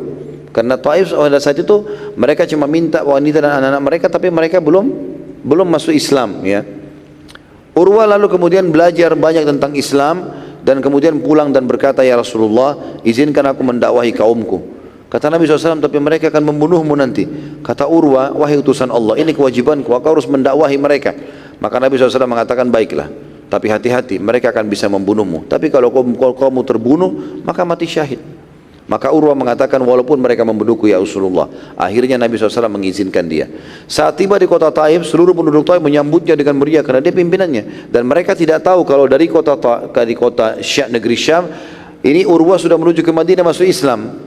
Maka pada saat itu pun mereka menyambut dengan meriah, dan tradisi masyarakat Taif waktu itu, mereka datang, setiap datang pasti menyembah patung mereka yang dikenal dengan Al-Lat, ya. Jadi Al-Uzza ada di perjalanan antara Mekah sama Taif, sementara Al-Lat ada di kota Taif itu. Urwa bin Zubair tidak ke sana dan langsung ke rumahnya. Penduduk Taif tidak tahu, mereka mengatakan mungkin dia letih, ya, dari perjalanan jauh. Beberapa pemuka Taif mendatangi Urwa di rumahnya dan ternyata Urwa mendakwakan Islam kepada mereka dan spontan mereka semua menolak. Nah, izinkan saya tutup dengan ini teman-teman sekalian, karena kita harus rangkumkan tentang masalah Taif ini, ya. Pada saat melihat peluang mendakwahi kaumnya tertolak, maka Urwa pun naik di atas rumahnya, kemudian dia azan untuk sholat dengan suara keras. Maka para pemuka kaumnya melemparkan anak panah kepadanya sampai akhirnya Urwa mati syahid radhiyallahu anhu. Masyarakat Taif makin bingung, sampai kapan mereka menolak Islam, sementara mereka sendiri sangat terpukul dengan masuk Islam. Pemimpin mereka namanya Urwa bin Mas'ud dan Malik bin Auf radhiyallahu anhuma, serta setiap kali mereka diserang atau setiap saat mereka bisa diserang oleh muslimin. Setelah bermusyawarah, maka mereka pun mengambil sebuah kesimpulan, kita masuk Islam saja. Semua Taif masuk Islam, lalu diutuslah utusan ke Madinah. Namun mereka punya permintaan yang unik nih. Nabi SAW menerima utusan mereka, lalu mereka berkata, wahai Muhammad, kami akan masuk Islam, tapi syaratnya halalkan buat kami zina. Masuk Islam tapi zina boleh? Kata Nabi SAW, tidak boleh, Allah sudah haramkan itu. Mereka bermusyawarah lagi, baiklah kita terima, zina pun haram. Mereka mengatakan, baik, kami mau masuk Islam, kami terima juga semuanya, tapi halalkan buat kami khamar, minuman keras. Ini minuman keras di Mekah sama Taif seperti air putih buat kita. Bangun tidur minum khamar, siang minum khamar, malam minum khamar, minuman seperti itu. Kata Nabi SAW, tidak mungkin, Allah telah mengharamkannya. Muslim harus haram khamar. Musyawarah lagi. Setelah musyawarah kembali lagi, baiklah kami mau masuk Islam. Kami terima zina juga haram, khamar haram, tapi halalkan buat kami riba. Jadi boleh rentenir, pinjamin orang uang berbunga, gitu. Maka Nabi SAW mengatakan tidak mungkin. Allah juga sudah mengharamkan riba dan menjadikan riba lebih besar daripada zina, gitu kan. Mereka musyawarah lagi. Lalu kemudian mereka mengatakan, baiklah kami akan masuk Islam, tapi dengan syarat jangan hancurkan patung-patung kami, terutama Al-Lat. Al-Lat ini seperti Hubal di Mekah, gitu kan, yang paling besar. Nabi SAW mengatakan tidak bisa. Allah telah mengharamkan penyembahan berhala. Di wilayah Muslim gak boleh ada patung. Ini pelajaran penting teman-teman sekalian. Sudah saya tekankan ini ya. Tidak boleh di kota Muslim, di rumah seorang Muslim ada patung. Alasan apapun harus dihilangkan. Mereka bermusyawarah. Lalu kemudian mereka datang lagi mengatakan, baiklah kami akan masuk Islam, tapi kalaupun engkau mau hancurkan Lat dan patung-patung, jangan kami yang hancurkan. Kami tidak berani, takut kualat ini. Ya. Maka kata Nabi SAW, tidak apa-apa, akan dihancurkan oleh selain kalian. Maka Nabi SAW mengutus kepada mereka Amr bin As radhiyallahu anhu untuk menghancurkan Tuhan-Tuhan mereka. Pada saat tiba di kota Taif, seluruh masyarakat Taif menunggu pada saat itu, karena ini adalah hari penghancuran berhala mereka. Dan saya sudah katakan tadi, Taif adalah kota kedua terbanyak patungnya setelah Mekah. Ya. Mekah itu di sekitar Ka'bah saja 375. Di seluruh Mekah itu ada ribuan patung, dihancurin semua. Di Taif adalah kota kedua. Maka kota Taif waktu itu masyarakat menunggu semua. Datanglah Amr bin As dengan beberapa sahabat, lalu kemudian mereka menghancurkan Tuhan-Tuhan orang-orang Taif tadi. Mereka berkata pada saat melihat Al-Lat sudah hancur dan patung-patung semuanya hancur lebur, maka mereka semuanya masuk Islam dan berkata, ya, bila Al-Lat membunuh Amr, tentu berarti Al-Lat kuat. Tapi Al-Lat telah dibunuh oleh Amr, maka kita harus masuk Islam. Maka Amr bin As pun akhirnya menerima syahadat mereka semuanya. Dengan demikian seluruh masyarakat kota Taif baru menyadari bahwa selama ratusan tahun mereka sembah hanyalah patung dan kebohongan serta kekeliruan. Maka seluruhnya akhirnya masuk Islam. Pada saat Mekah, Taif dan suku terbesarnya Hawazim masuk Islam, maka suku-suku Arab semuanya berbondong-bondong untuk masuk Islam, sebagaimana sudah kita jelaskan dalam surah An-Nasr, surah nomor 110 ayat 1 sampai ayat 3, yang Allah berfirman, a'udzubillahi minasyaitonir rajim. Ini penutupan kita tentunya. Idza jaa nasrullahi wal fath, dan apabila telah datang pertolongan Allah dan juga kemenangan. Kemenangan kata ulama tafsir, Mekah dimulai dan kemudian Hawazim atau Hunain yang kedua. Wa ra'aitan nasa yadkhuluna fi dinillahi afwaja fasabbih bihamdi rabbika wastaghfirhu innahu kana tawwaba. Maka engkau akan melihat, hai Muhammad, orang-orang akan masuk ke dalam, ya, dini atau agama Allah secara berbondong-bondong, maka bertasbihlah kepada Allah dan beristighfarlah, sesungguhnya Dia Maha menerima taubat hamba-hambanya. Dan insya Allah kita akan bahas nanti di pertemuan akan datang sisa beberapa ayat berhubungan dengan masalah atau penyebutan tentang Hunain, ya, di dalam Al-Quran. Kemudian pelajaran yang bisa kita ambil dari perang Hunain, lalu kemudian insya Allah kita akan masuk ke perang Tabuk di tahun 9 Hijriyah, peperangan muslimin melawan bangsa Romawi. Allahu alam. Sampai sini insyaallah. Sudah masuk jam 7 ya? 4 menit lagi. Ada pertanyaan? Enggak ada. Alhamdulillah. Rupanya bagus pengajian subuh ini ya. Antara lesu sama serius ya. Tapi khairan insyaallah. Mungkin begitu saja, kita berdoa kepada Allah SWT, semoga banyak sekali diberkahi olehnya, yang dijadikan sebagai tambahan kita pada amal kita pada hari kiamat. Semoga seluruh dosa yang pernah kita kerjakan dimaafkan dan diganti dengan kemakmurannya menjadi pahala. Dan tidak pernah lupa kita doakan Indonesia menjadi negara yang aman, tentram, damai, seluruh umat Islam di bawah naungan ukhuwah Islamiyah, dan juga dalam ibadah mereka kembali kepada Al-Quran dan Sunnah. Dan siapapun yang menginginkan keburukan bagi Indonesia, bagi seluruh wilayah Islam, tidak terkecuali bagi Islam dan Muslimin, dikembalikan anti budaya mereka kepada diri mereka sendiri. Wassallallahu ala nabiyina Muhammadin walhamdulillahi rabbil alamin.